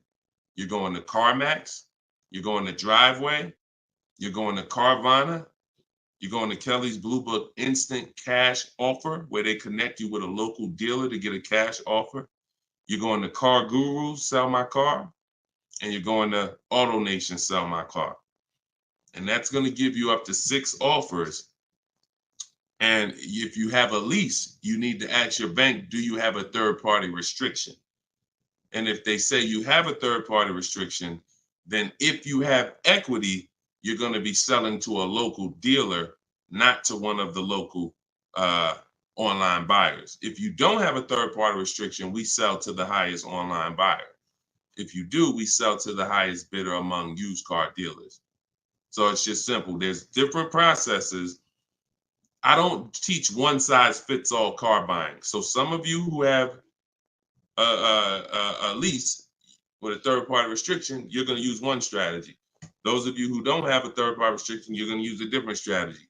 Those of you who don't have any money you owe on your car is paid off. You don't need to call your bank.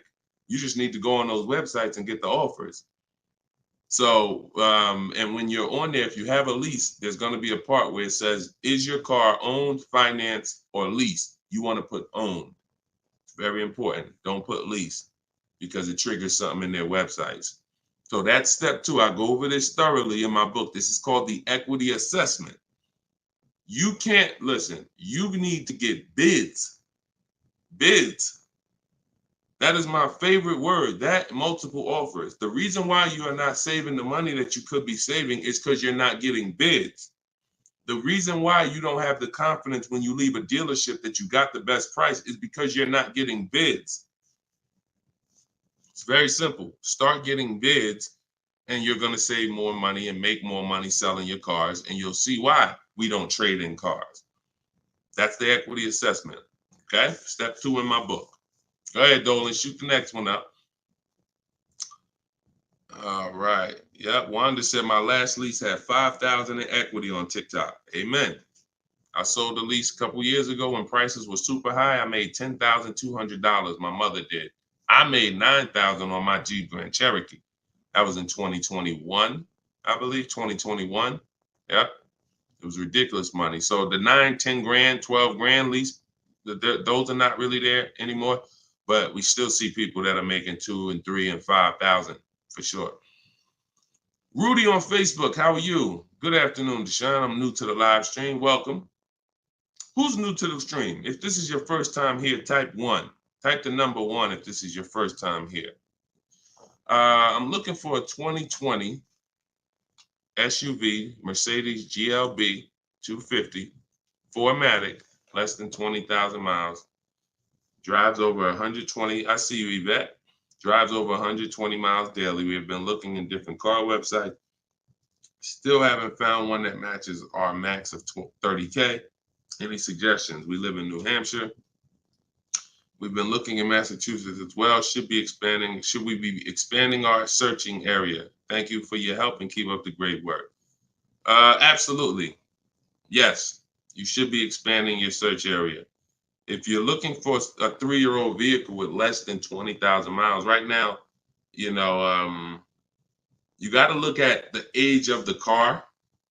When you're searching for a used car, you got to remember a car comes out the year before the year we're in. So if a car is a 2020, it was released in 2019, most likely, which means you're calculating the age based on then. So if you're looking for a car that was released in 2019, and right now we're in 2025, you're looking at a car that's 6 years old. If you're looking at a car that was released in, 2022, and we're in 2024, then it's 2 years old. So you need to look and say, okay, how old is the car I'm looking for? And then we can look at the mileage.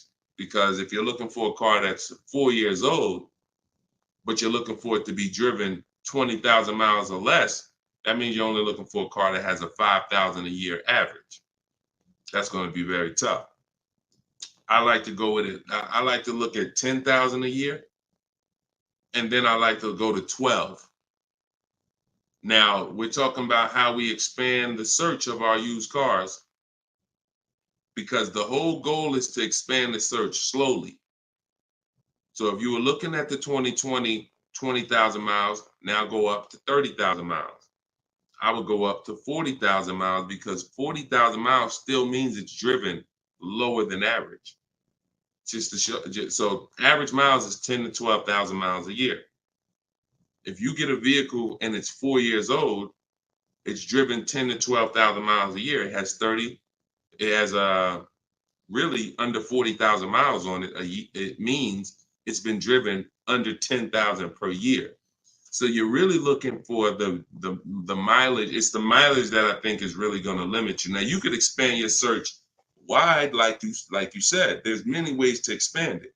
You could go 100 miles out. You could go 200 miles out. You can go 500 miles out. So but you could also expand the search by lowering the mileage threshold and saying, all right, I'm looking for something that has, under 40,000. If it has 36,000, 38,000, 30, I'm good with looking at those. And I think that's going to give you a lot more options, considering how old the car is and how many miles you're looking for it to have. That's way, way, way, way, way below average driven miles. Way, way, way below. And when you have just, you're looking for a car that's only been driven 5,000 miles per year, you're going to have a harder time doing that than looking for a car that's been driven 10. So once we do that, we're still narrowing it down in other ways. Carfax title history, service records, accident history, verifying there's no fake fees. So we have other narrowing down processes. Then we get the new window sticker to make sure, because you can't know you paid a great price without knowing what the original price was. Who's bought a used car in their life? Type the letter U. Type the letter U, and I'm gonna before Dolan pulls up the next question, I want to make a point here to how just not having strategy, you guys are missing the things that you should be using to determine if you're getting deals. Yvette, I see you. Okay. Richard on Instagram, I see you. Leslie on TikTok, I see you. Alex, I see you. Derek, I see you. Harold, I see you. Kathy, I see you. Okay, so let me show you something. When I was buying my Infinity truck, all of the trucks we were looking at were white. All of them were priced between 30 and 32,000 as a used vehicle. 30 and 32,000.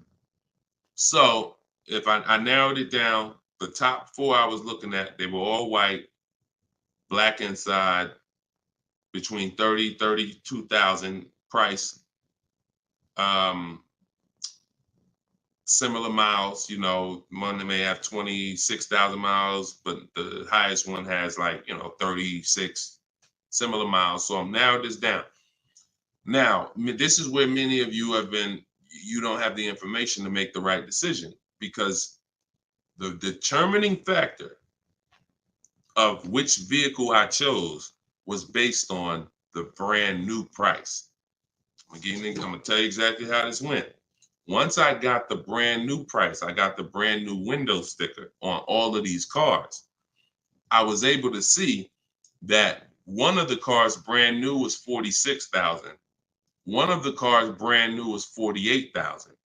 One of the cars brand new was 52,000. And one of the cars brand new, which is the one I ended up getting, was 54,500.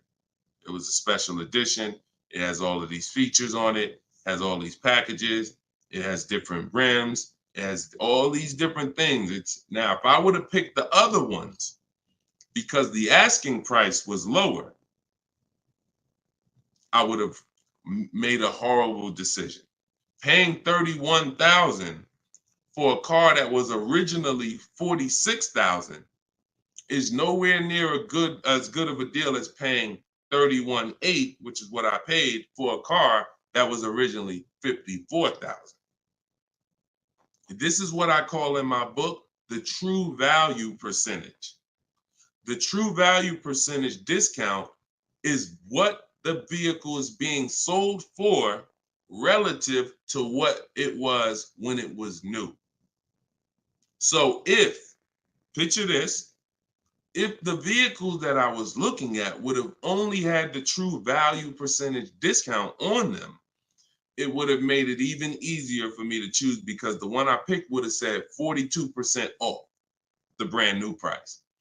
The ones that I didn't pick would have said 38% off the brand new price, 36% off the brand new price, 32% off the brand new price.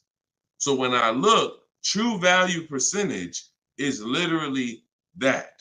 And that is something we created. See, a lot of what we teach, we didn't learn it, we created it. So you are getting things that, why can't I find what Deshone teaches in other places? Because God had me create it. So you're not going to find it from other people. You're not going to find the 8-year rule for leasing versus buying with other people. You're not going to find the 1.5% rule for bad lease deals with other people. You're not going to hear them talking about this true value percentage discount when we're looking at used cars, because we created all of this stuff to regulate the industry for people who will use it. So if you guys want everything I teach in one spot, you can go to my TikTok bio. As long as you get there before the 30-minute timer goes down, you can get your copy of Cars from Home, my digital book, for 75% off. Go there. You won't even leave the broadcast. Get your 75% off. It'll be in a few minutes, and you can use this stuff for the rest of your life. Same thing with Instagram bio. And if you're on Facebook or YouTube, we have a comment in the comment section for you guys to get your book there, and you can use it. And if you're on a TV watching us, then you can just scan this QR code with your phone, and you can get your 75% off. $97 is still a great price, even if you missed it and suffer. Get your book full price. If you missed the countdown, that's fine.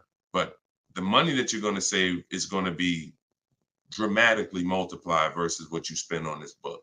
Okay, Dolan, shoot the next question in, y'all. We are live. This is our Thursday, May 9th show, 12 p.m.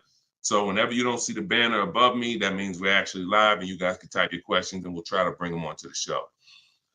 Helena, what do you consider a good interest rate? Well, this is a relative question. It's the same question you're asking when you say, what do you consider a good discount off a car? How much should I pay for this car? We only pay when someone wins the bid. So we teach something called the bank bidding war, which I also created. You have been taught that, don't let these dealers run your credit, or always get, who's been taught any of this stuff? Always get your own pre-approval You know, never use the dealer's banks. Never, you know, all of this stuff. Any way. We teach a process that the credit bureaus allow. The credit bureaus allow us to have an unlimited number of banks and credit unions run our credit with a hard pull, as long as it's within a certain period of time. As long as it's within a certain period of time, when that time expires, they are going to have that weigh on our credit as one hard inquiry in terms of how it affects our score.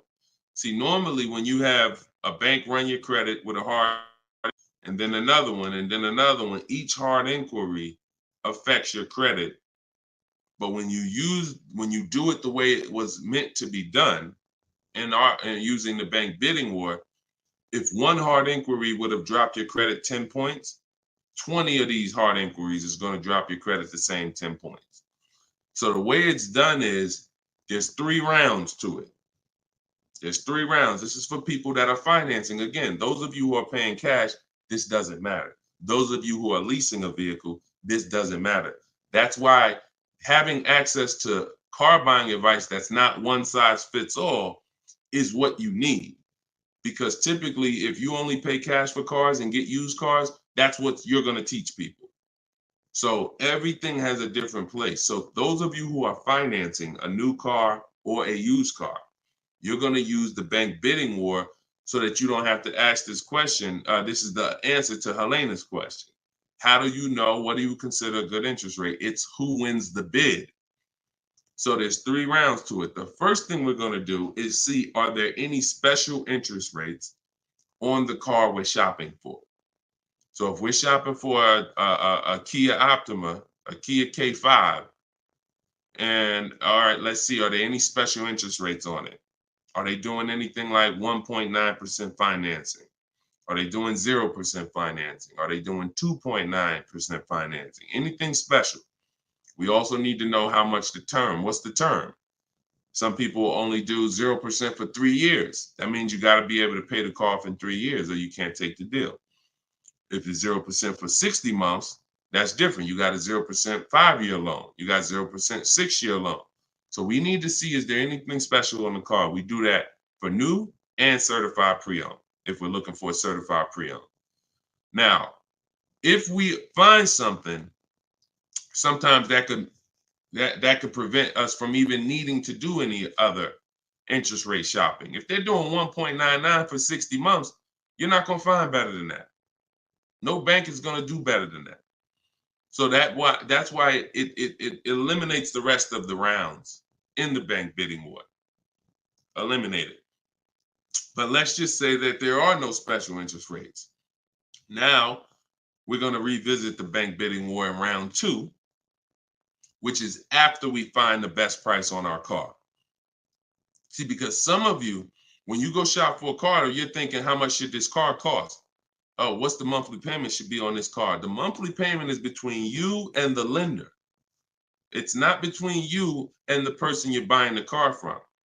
See, this goes back to our point, which is you must set up your car buying transaction from who you're getting your loan from. The process of shopping for the best price on your car is different, or should be different. If you listen to me, it will be different than the process of you getting the best price on your loan. The best price on my loan is a different process than getting the best price on the car I'm buying. So now, once I start now looking for my car, getting my bids, get the best price on my car, now it's time to come back and get the loan involved. See, many of you are focused on what the best monthly payment is on the car, but you're not focused on finding the dealer that is the lowest price. That's focus number 1. Before we think about what is our monthly payment, we are thinking about what is the dealer? What's my process for finding the dealer who's going to sell me this Kia K5 for the lowest price? Who's going to sell me this $40,000 car for the lowest price? Once I find that dealer, Now it's time for me to come and get start shopping for my loan. See, and the reason why this works so well is because there's a process to it. We're not winging this. The reason why any fighter who goes into a fight and they're winging it, they are in a position of struggle. We don't wing it. That's why when you see my 7-step process in my book, it's 7 steps. In Matt's Academy, my car buying school, it's 7 steps. Whether it's video, whether it's the book, it does not matter. It's 7 steps because the process does not change. A process should not change based on whether you want a new car, used car, a lease, a luxury car, an exotic car. It shouldn't change. So once you find the best price on the item, now you're coming home and you are going to now contact online banks, your bank, your credit union, and you're going to get all their offers.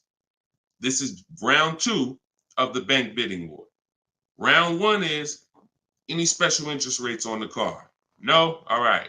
Then we go find the best offer on our car. Now we're going to start round 2, which is our bank, our credit union, online lenders, all submitting bids for our rate. Round 3, once that's done, round 3 is we call the dealer who we have the car on hold with, and we tell them the best rate we got, and we give them a chance to see if they can beat it. That's round 3, because the dealers have another 5 to 7 to sometimes 10 banks. So see if they can beat it. So now you have 3 rounds of individuals competing for your interest, for your loan, to give you a loan. 3 rounds. First is the special rates. Second is you, your bank, your credit union, online banks. Third is the dealer's banks. And so when you leave, you already know I got the best interest rate. I guarantee it because I had 15, 20 people competing for my bank, for my loan. And that if you do that correctly, you are going to see that it weighs on your credit at the end as the same as one hard inquiry. That is what the bank bidding war. When you get my book, I email you a copy of the bank bidding war with it because I haven't merged the bank bidding war into my book yet. That's an update. Yes, that's an update. So all of you who had the book prior, when I update the book, you get the new book. You get the new book. That's another reason why having a digital book is the best way to do this. Because when things change in this game, when websites change, people go out of business, I update the book so that things can stay fresh. That's a beautiful thing about having a digital book. So the banner is on the screen. You guys can go to deshonesbook.com on Facebook or YouTube. You can scan the QR code with your phone because everyone can get your copy for 75% off. You won't pay the normal $97 as long as you get to either my TikTok bio or my Instagram bio before the 30 minutes is up. Okay, that's a great question, though. And what we're doing is we're going a little deeper. I've had tons of shows. We've done tons of streams where I was doing these rapid fire answers. This is episode 17. So what you're going, or 18. So what you're going to see is we're going a little deeper on certain topics as we're led to. So go ahead, Dolan. Next question. 5 though. No, I'm not streaming on Twitch, Matt. Only on Facebook, YouTube, Instagram, and TikTok. This is Lauren over on YouTube. Used your system just last week to lease a new car and got a 2024 Tiguan, great, at 1.1% after getting 6 bids. Now you talking, Lauren. It was the most enjoyable car buying process I've ever had. Thank you. Do we see what let me screenshot this here. This is what we're talking about, Lauren.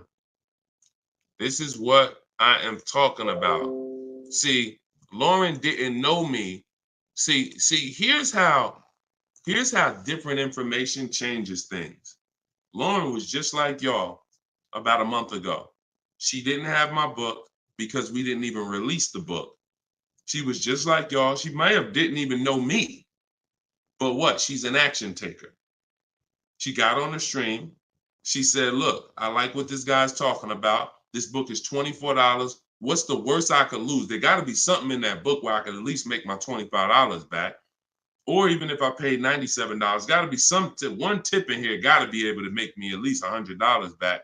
She later finds out she's going to get thousands of dollars in discounts, get a 1.1% lease. Well, what that means is if the car is $40,000, her payment is like $420 on a $40,000 car that people are paying $800 a month for, $700 a month. Her lease is 1.1% of the MSRP.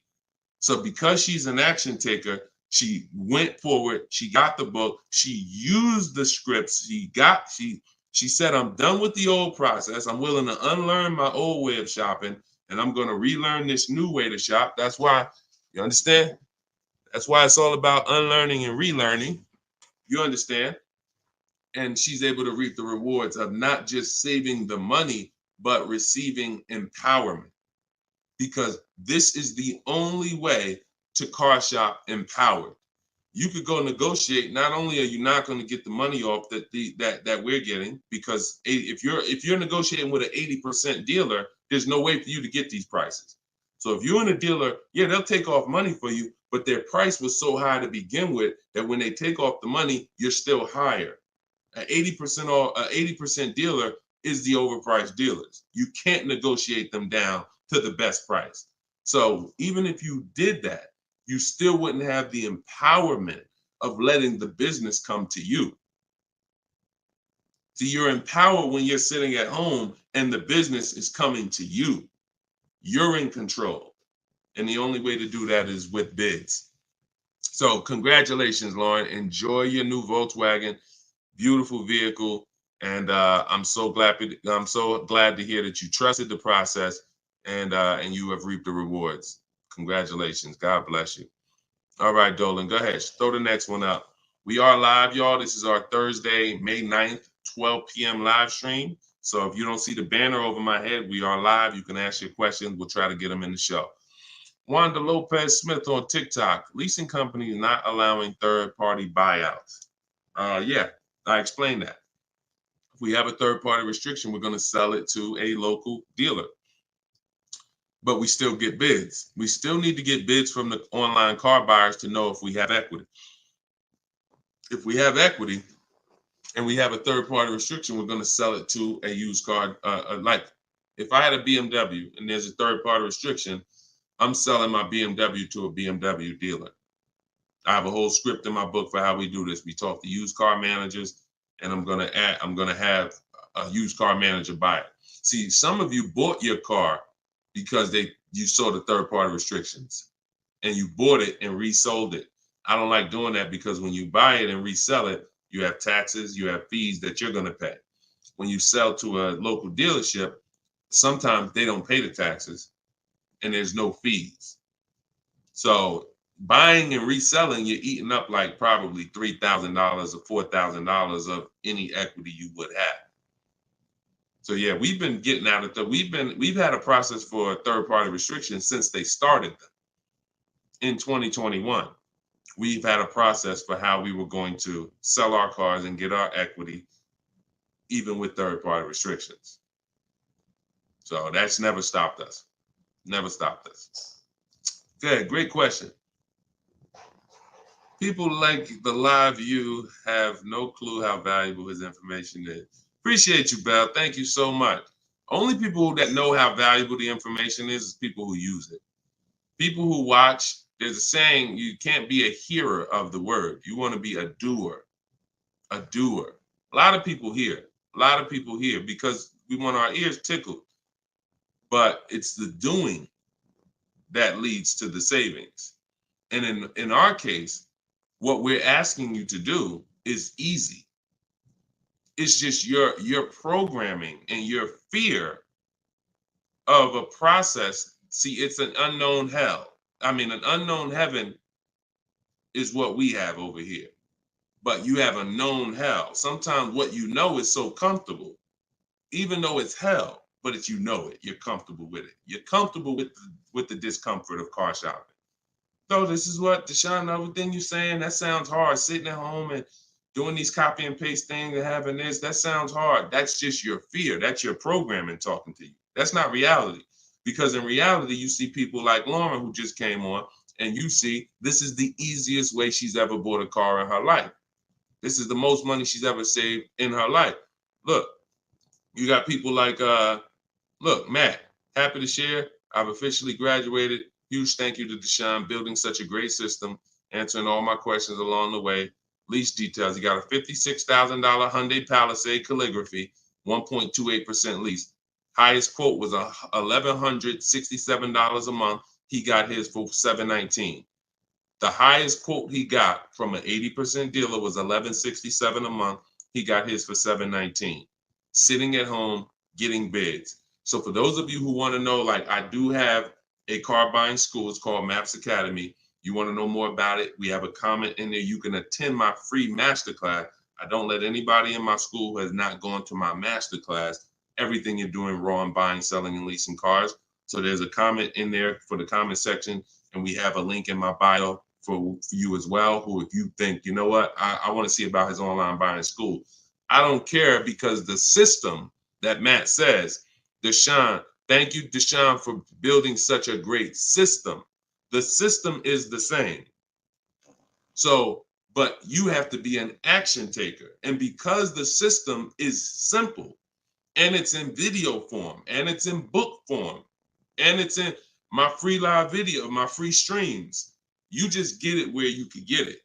But there's no excuse for sitting at home car shopping the old way anymore when this information is available and it exists and it's 3 years old. This isn't new. We have hundreds of people. You're not oh, let me take a chance and see if this will work. That ship has sailed long time ago. Long time ago, that ship has sailed. But the action takers are going to win, not just the hearers. People listen, oh yeah, this sounds good. Of course it sounds good. But you won't reap the results until you become an action taker on the information. Okay, so those of you who want the book, it's in my TikTok bio, it's in my Instagram bio. You'll have access to these strategies for the rest of your life. All right, Dolan, shoot the next question up. We got some great questions coming in today. This is our Thursday, May 9th live show. So we are live right now. It's our 12 p.m. stream. Melanie from TikTok, what do you recommend for a young adult that is first-time car buyer that has no credit? I would recommend you save up. You get something that we call a smart car. That's not one of those little cars that you heard. It stands for saving money at the right time. I got a car that's my point A to point B car because I work from home. I got a car. It was literally $4,000. I got it from a grandfather over in South Orange. He was 98 years old, and he still drove until he couldn't drive anymore. Car had 72,000 miles on it, and I got it for $3,750. Literally, it was I got it a year ago, so that was it was an 08 Pontiac G6, 70,000 miles. And that's something that I drive from point A to point B whenever I want to do my run. Because again, I work from home. Most times we take the truck, but if my wife's out, I'll take the car. But I didn't need to spend $10,000, $15,000, $20,000 on a car that I'm driving twice a week. So what I would tell you for you is, if you need transportation, you want to get it reliably, save up some money, get yourself a private party sale on Facebook, pick it up for a couple grand, but you have to be diligent. You want to find it from an owner. You want to find it from an owner who's not driving too much, who maybe they got a second or third car in the family, and that you don't want to deal with these dealers on Facebook Marketplace perpetrating as owners. The owners know the history of the car. They've had it for the last 8-10 years. You want somebody that can tell you, yeah, my little son, this is where Jeremy took the car one day. He was driving to the grocery store. He backed into a car over there right here. You want a person who knows that, not a dealer who just picked up the car and now they're trying to sell it to you for $2, $3, $4 grand.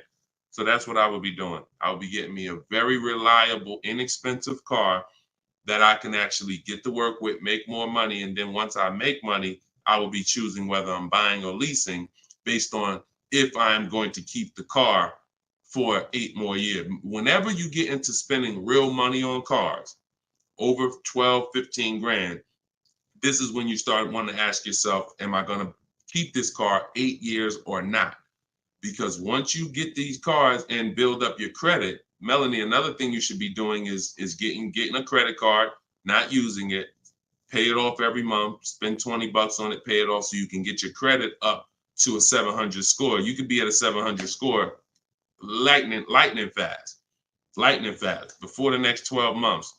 So now what you want is you want a car to drive, get you to where you're going, but then you want to be building your credit now. So now when you're like, okay, I got a job, I'm making money, I want to get me a different car. Am I going to buy it or lease it? And if you're not keeping it 8 years, you want to go for the lease so that you could drive a brand new car for pennies on the dollar, as long as you keep following what we're teaching and getting great lease deals. But if you're keeping the car for 8 or more years, then you would go and you would buy a car, not lease it. But in order to do that, you want to set yourself up and get yourself up to a 700 credit score. So you should follow somebody like Shonda Martin. She's on all the platforms. Shonda Martin, this young lady is a guru when it comes to credit. She does a lot of live streams, a lot of Q&As, just like me. But yeah, you got a great path. But don't go out there and do what a lot of people do and finance a car, no credit, your first car, you're gonna go buy it. Now you're getting a $20,000 car, you're gonna probably pay, $500 a month for it. And now that car is gonna be a long-term thing because it's just too expensive. And you just don't follow the traditional route is what I would tell you. All right, I'm glad. It's my daughter. She has a full-time job and now searching for a car. Okay, perfect, Melanie. I think that's a great plan. Because the thing about that car that you're going to get for Facebook Marketplace is whenever she decides that she's ready to finance or lease a car, she can sell that car and get all her money back. If she finds a great car on Facebook Marketplace for $4,000, $5,000, you guys can sell that car and get the whole $4,000 or $5,000 back. You'll get 80-90% of it back. And I like to get whenever it's going to be a short-term thing, I don't want a car where it's going to be a burden to me later. We want to get a car that does the job now. I know with this Pontiac, whenever I choose to sell it, because I'm actually going to get a car. I've been waiting to get a vehicle that I want for a number of years. And when I do go get that, I'll sell this one, but I'll get everything back that I spent on that car. I'll get it back. So it's just strategic. It's a great way to move when you know these cars are not costing you money. You're breaking even on them, and it's just great. So that's what I would say, Melanie. That's what I would do for my own daughter. Okay, go ahead, Dolan. Shoot the next one up. We are live, y'all. We're going to try to get through as many as we can in the show. Type your questions. This is our Thursday, May 9th show, our 12 p.m. broadcast. So, Sir Francis on YouTube. What's the best source for an accurate valuation to determine if purchasing a used car is a good idea? I don't go by that. The only way purchasing a used car is a good idea for me is if we're keeping it at least 8 years. That's it. If you're not keeping it at least 8, are you keeping the vehicle at least 8 years?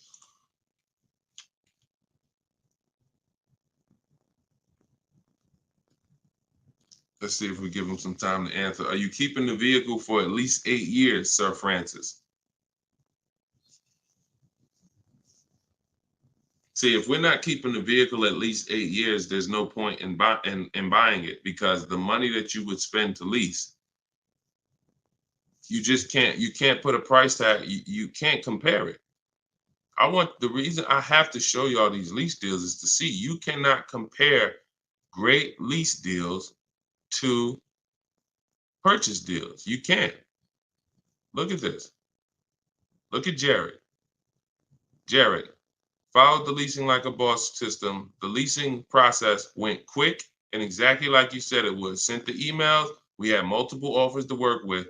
Trusted the process. Used the scripts. Got the lowest offer from $565 a month down to $520 with a counter offer. Look. That's probably a $40,000 vehicle. I don't have it up in front of me because I cut the rest of his post off. But look, 1.28, $56,000 vehicle. Even if you were buying a used version of this. So let's just I want to show you this. Let's just say instead of leasing like Matt did here, he got a $56,000 vehicle for $719 a month. We already know with $1,000 every, with $100 a month on every $5,000, this $56,000 vehicle is about $1,100 a month. Every 5,000 bucks is a hundred bucks a month on a 5-year finance. So $56,000 vehicle, we're looking at literally $1,100 a month, $1,100 a month payment. Let's just say though he bought this car used. He didn't understand leasing. He found a used one. So instead of 56, let's say he gets one for, you know, let's call it instead of 56, he gets 26 grand off. Let's say he gets it for, hold on, let me do percentages. I don't know why I can't do math right now in my head. Let's say he gets it for 38. Let's use something that's really conservative and good. He gets it for 38. So a $56,000 Hyundai Palisade, he finds an incredible deal on a pre-owned one. He gets it for 38. Once his taxes go in, he's at 40. What's his monthly payment, y'all? If every $5,000 is $100 a month, what's his monthly payment for 40?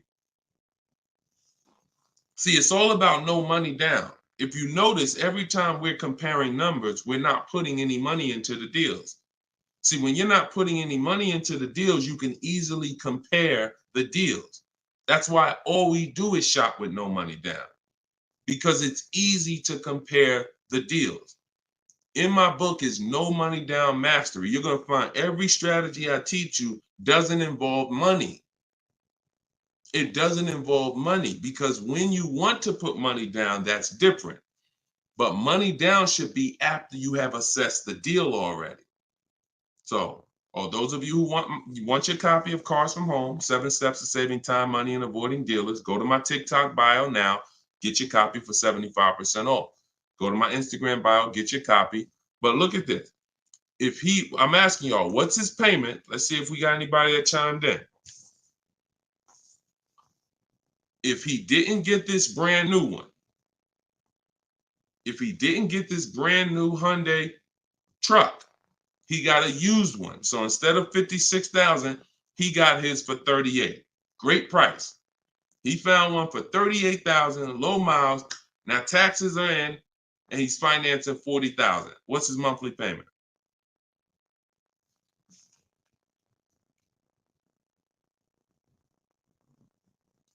Anybody do the math? Every 5,000 bucks. Well, I'm gonna tell y'all now. Okay, y'all taking a little long. It's 800 a month. Thank you, Derek. Thank you, Derek, on Facebook. 800 a month. So let's look at that. Matt drove off $719 a month, no money out of pocket. Brand new 2024, never been driven, new car smell, fresh out the plastic, $719 a month. Same person who bought that car because they didn't understand leasing, they're paying $1,100 a month. Now there happens to be another one just like it, but it's a 4-year-old one, and it's $38,000, and someone else gets that, and they're paying $800 a month. Do you see how much money those who don't teach you about leasing have cost you? Do you see how much money listening to those who don't understand leasing has cost you? Big money. So I'm either driving a used car and I'm paying more than the guy who got the brand new one. Or I'm driving a brand new one just like him and I'm paying $400, $500, $600 more than what he's paying because I bought the car. Now, when do the people who buy win? When do they win? 8 years down the road. 8 years down the road. See, because when you buy your car and you pay it off, see, the person who leases is not worried about depreciation. That's the car going down in value like this. The person who leases is not worried about depreciation. They've already beat it because their lease payment is so low. Their lease payment is so low, they're paying less than what the car's normal depreciation would be. So they beat it with a great lease deal. Now, the people who own the car they're not going to beat it because they own it. So any depreciation is coming against their actual car. If they could have sold the car today for 30, next year it's only worth 25, they lost $5,000. If you were going to sell your car today for 20 and then a tree branch falls on it, is it worth 20 tomorrow? Even when you fix it, run it through your insurance. Hey, I'm coming to get my 20. No, a tree branch fell on the vehicle. It's worth probably 18 now. This is depreciation. So the only way you're going to avoid that is through long-term ownership, because eventually, like I talked about earlier in the stream, you get to the point where your car is only losing a little bit of value each year. Only to this year it's worth 10, next year it's worth 95. In another year it's worth 9,000. That doesn't happen until you have kept the car 9, 10, 11 years. So if you're not keeping your cars that long, you're losing thousands of dollars not leasing, as I just illustrated with those 3 examples. Okay? So this doesn't change. I don't care whether it's Lamborghinis. I don't care whether it's Rolls Royces. The principles do not change. Derek on Facebook. If a manufacturer is offering a very low IR through their direct financing for well-qualified buyers, is there something I should look for on my credit report to know whether I should apply and let them run my credit versus using the pre-qualified offer I have from my credit union? Yeah, most people are going to qualify for the special rates. If you have fair credit, good credit, most people are going to qualify for the special rates because it's not super tier. Super tier is like A1 or A9 in the business world. That's super tier. Most of them are tier 1. So a tier 1 approval is really going to be if you have, 680 credit score and above. If you've had a car loan in the past that you paid well, you should be able to qualify for those special interest rates. Those are not super hard to qualify for. And if it's something under 2.9, you're typically not going to see that coming from a credit union or a bank, not in this market. Not in this market. So yeah, it's a good question though. But that's round 1 in the bank bidding war. So it's important for you guys to know that whenever you see a special interest rate offer, in many cases, it's not hard to qualify for. You don't need perfect credit. 680, 700 and above, you should be fine. All right. So, all right. Let's go. John Tez on YouTube. I'm interested in getting a 23 Charger Scat Pack, trading a 2022 Camry. This is a disaster. This is a disaster.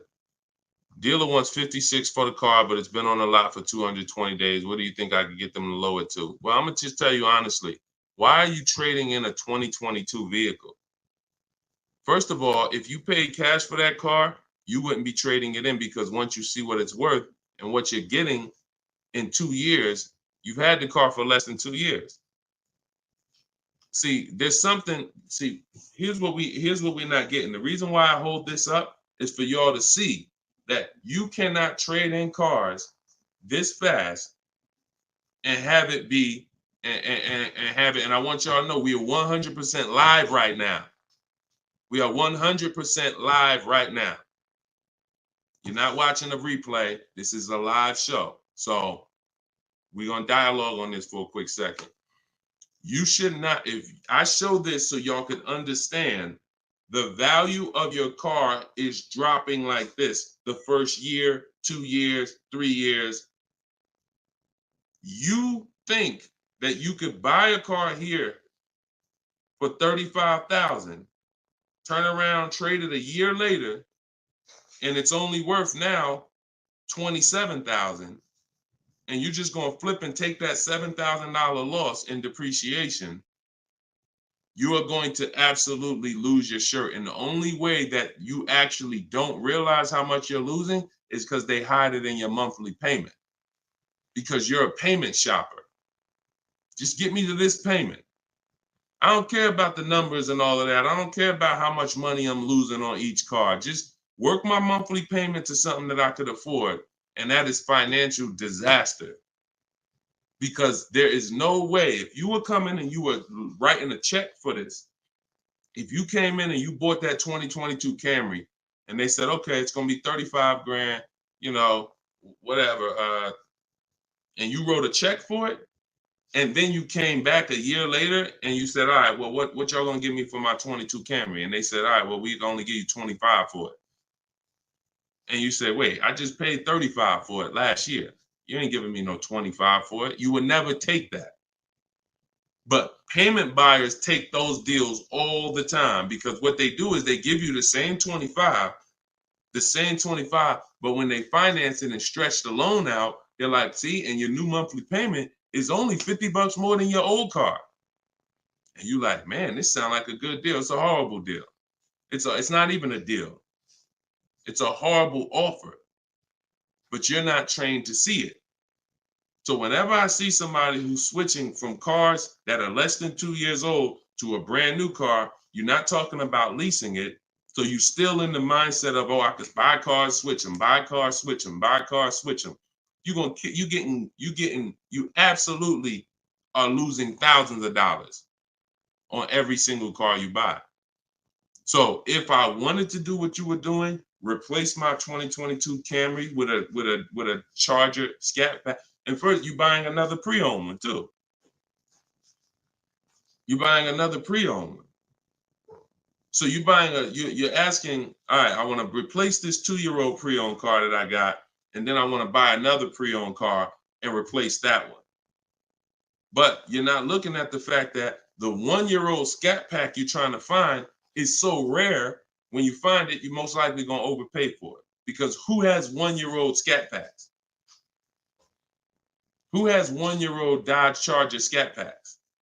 How would that vehicle even end up on a dealer's lot? You only get the cars on dealers' lots one of two ways. The dealer has to buy them from auction, or buy them from one of their customers, or at the end of a lease, the person returns the car. So people are not usually trading in a 1-year-old car. So if it has been on the dealer's lot, maybe it's because it's a leftover model. And if it's a leftover model, you don't have anything to compare it to see how much you should be saving. So what I would be doing is, before I buy a 1-year-old Scat Pack, I would see what's the market on a brand new one. This is so important. This is so important, because this is financial intelligence. Look at this. If I would have walked in, this is Sean. Sean got an F-150 Lightning, $73,000 vehicle. He ended up saving $20,000 on the vehicle. Brand new one. Same thing with Kimberly. She got a Maserati. You can see here, what does it say? Total savings, $20,700. 2023 Maserati Greco. $86,000 vehicle. They took off $20,700. That's the new one. So what happens if she would have bought a used one, 1 year old, and she saved 20 grand? She might have thought that was a great deal. Man, I got a 1-year-old Maserati. They took off 20 grand for me. Not if she didn't know that on a brand new one, she could have got 20 grand off. So whenever you're buying a car that new, you need to know what the brand new market is to know, all right, if I can save 10 grand off a brand new one, then how much should I save off the 1-year-old? I should save a lot more than that. See, and you have a lot of things that you moving in a way that I would tell you need a system, because it's hard for me to explain to you everything you are doing and a way you're approaching this, how you're going to overpay by thousands and thousands of dollars. You haven't talked about leasing versus buying. You're not talking about shopping for cars in a way where you can actually see multiple offers. You're talking about buying a 1-year-old pre-owned car without looking at what the market is. How do I know a good deal on a 1-year-old one? There's not enough vehicles out there for you to know a good deal on a 1-year-old, which means the only way I'm going to know a good deal on a 1-year-old one is I need to know what a good deal is on a new one. And if a good deal on a new one saves me 15 grand, then that means on a 1-year-old one, I need to save like 20 to 25. There's not enough vehicles for you to do that. So you should really be looking at following a system, learning about leasing versus buying. Are you keeping the next car 8 years or not? If you're not keeping the next car 8 years, you shouldn't be buying, you should be leasing. Because I don't care what you get the price for on the Scat Pack, you are gonna overspend compared to someone who goes and leases their Scat Pack and gets a great deal on it. So we got to slow down and look. Most times we're approaching car buying like grocery shopping. We trying to get our car deal done the same time as a grocery shopping visit. 2 hours, 3 hours. We're at the grocery store more than we're planning our car purchase. And the only way you're going to save money is to take your car buying process seriously. If it's just like, nah, Deshone, it ain't that big of a deal, then go ahead and go give them 15, 20 grand. But I tell you what, somebody like me, somebody who's listening to me, who getting the same car that you're getting, and they say, man, so funny, Deshone, I'm in the same position as that person is in. I got a Camry too, and I want to replace it too with a Scat Pack. But I'm gonna use your strategies. I'm gonna assess my old car, get bids for it. I'm going to determine leasing versus buying, and then I'm gonna shop for my car. That person will save 5 to 10 grand more than you, minimum. Minimum. I put any amount of money on it. So slow down and answer this question first. How many years are you keeping the next car? If the answer is not 8, don't think about buying it. Don't think about buying it. My goal is to shop for my most aggressive lease on my next car. If I'm buying it and I'm keeping it over 8 years, then I'm buying it. I'm not buying a car that I'm not keeping more than 8 years. Not no Scat Pack, not no Dodge Challenger, not no Toyota Camry, nothing. If I'm not keeping it 8 years, I'm not buying the car. Lease deals are too great. It's pennies on the dollar when I learn to get them. So everything I'm teaching y'all is out of my new book, Cars from Home. It's a digital book. It's called 7 Steps to Saving Time, Money, and Avoiding Dealerships. You can get your copy for 75% off in my TikTok bio. The price of the book is $97. That is the price. But you can get it for $24 if you get to my TikTok bio before the 30-minute timer expires. If you get to my Instagram bio before the 30-minute timer expires. We have a link in the comment section on YouTube and Facebook. You can go to deshonsbook.com, or you can scan this QR code with your phone and you can get your copy for 75% off. So use it. Make sure you send me your success stories. Continue to send me your success stories so we can bring them onto the show. That is a step-by-step system. There's nothing left to chance. You cannot leave anything to chance when it comes to car buying. Everything that we teach is for a reason. So let's continue to move. You know we will be back soon for another stream. And catch us later. We're usually live 7 and 12 p.m.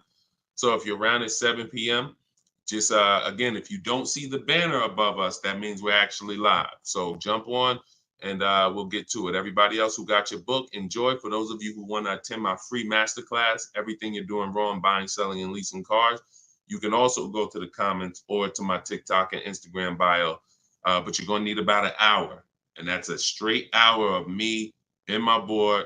And we have a comment for you right here in the Facebook and in the YouTube section. That's me showing you scenarios, going over 23 mistakes that most of you are making that you need to stop making if you're truly going to get below market deals. Okay, so other than that, y'all, get the information. I don't care how you get it. Get in where you fit in. Use it. Keep unlearning. And let's keep saving this money. All right, God bless y'all. See y'all on the next one.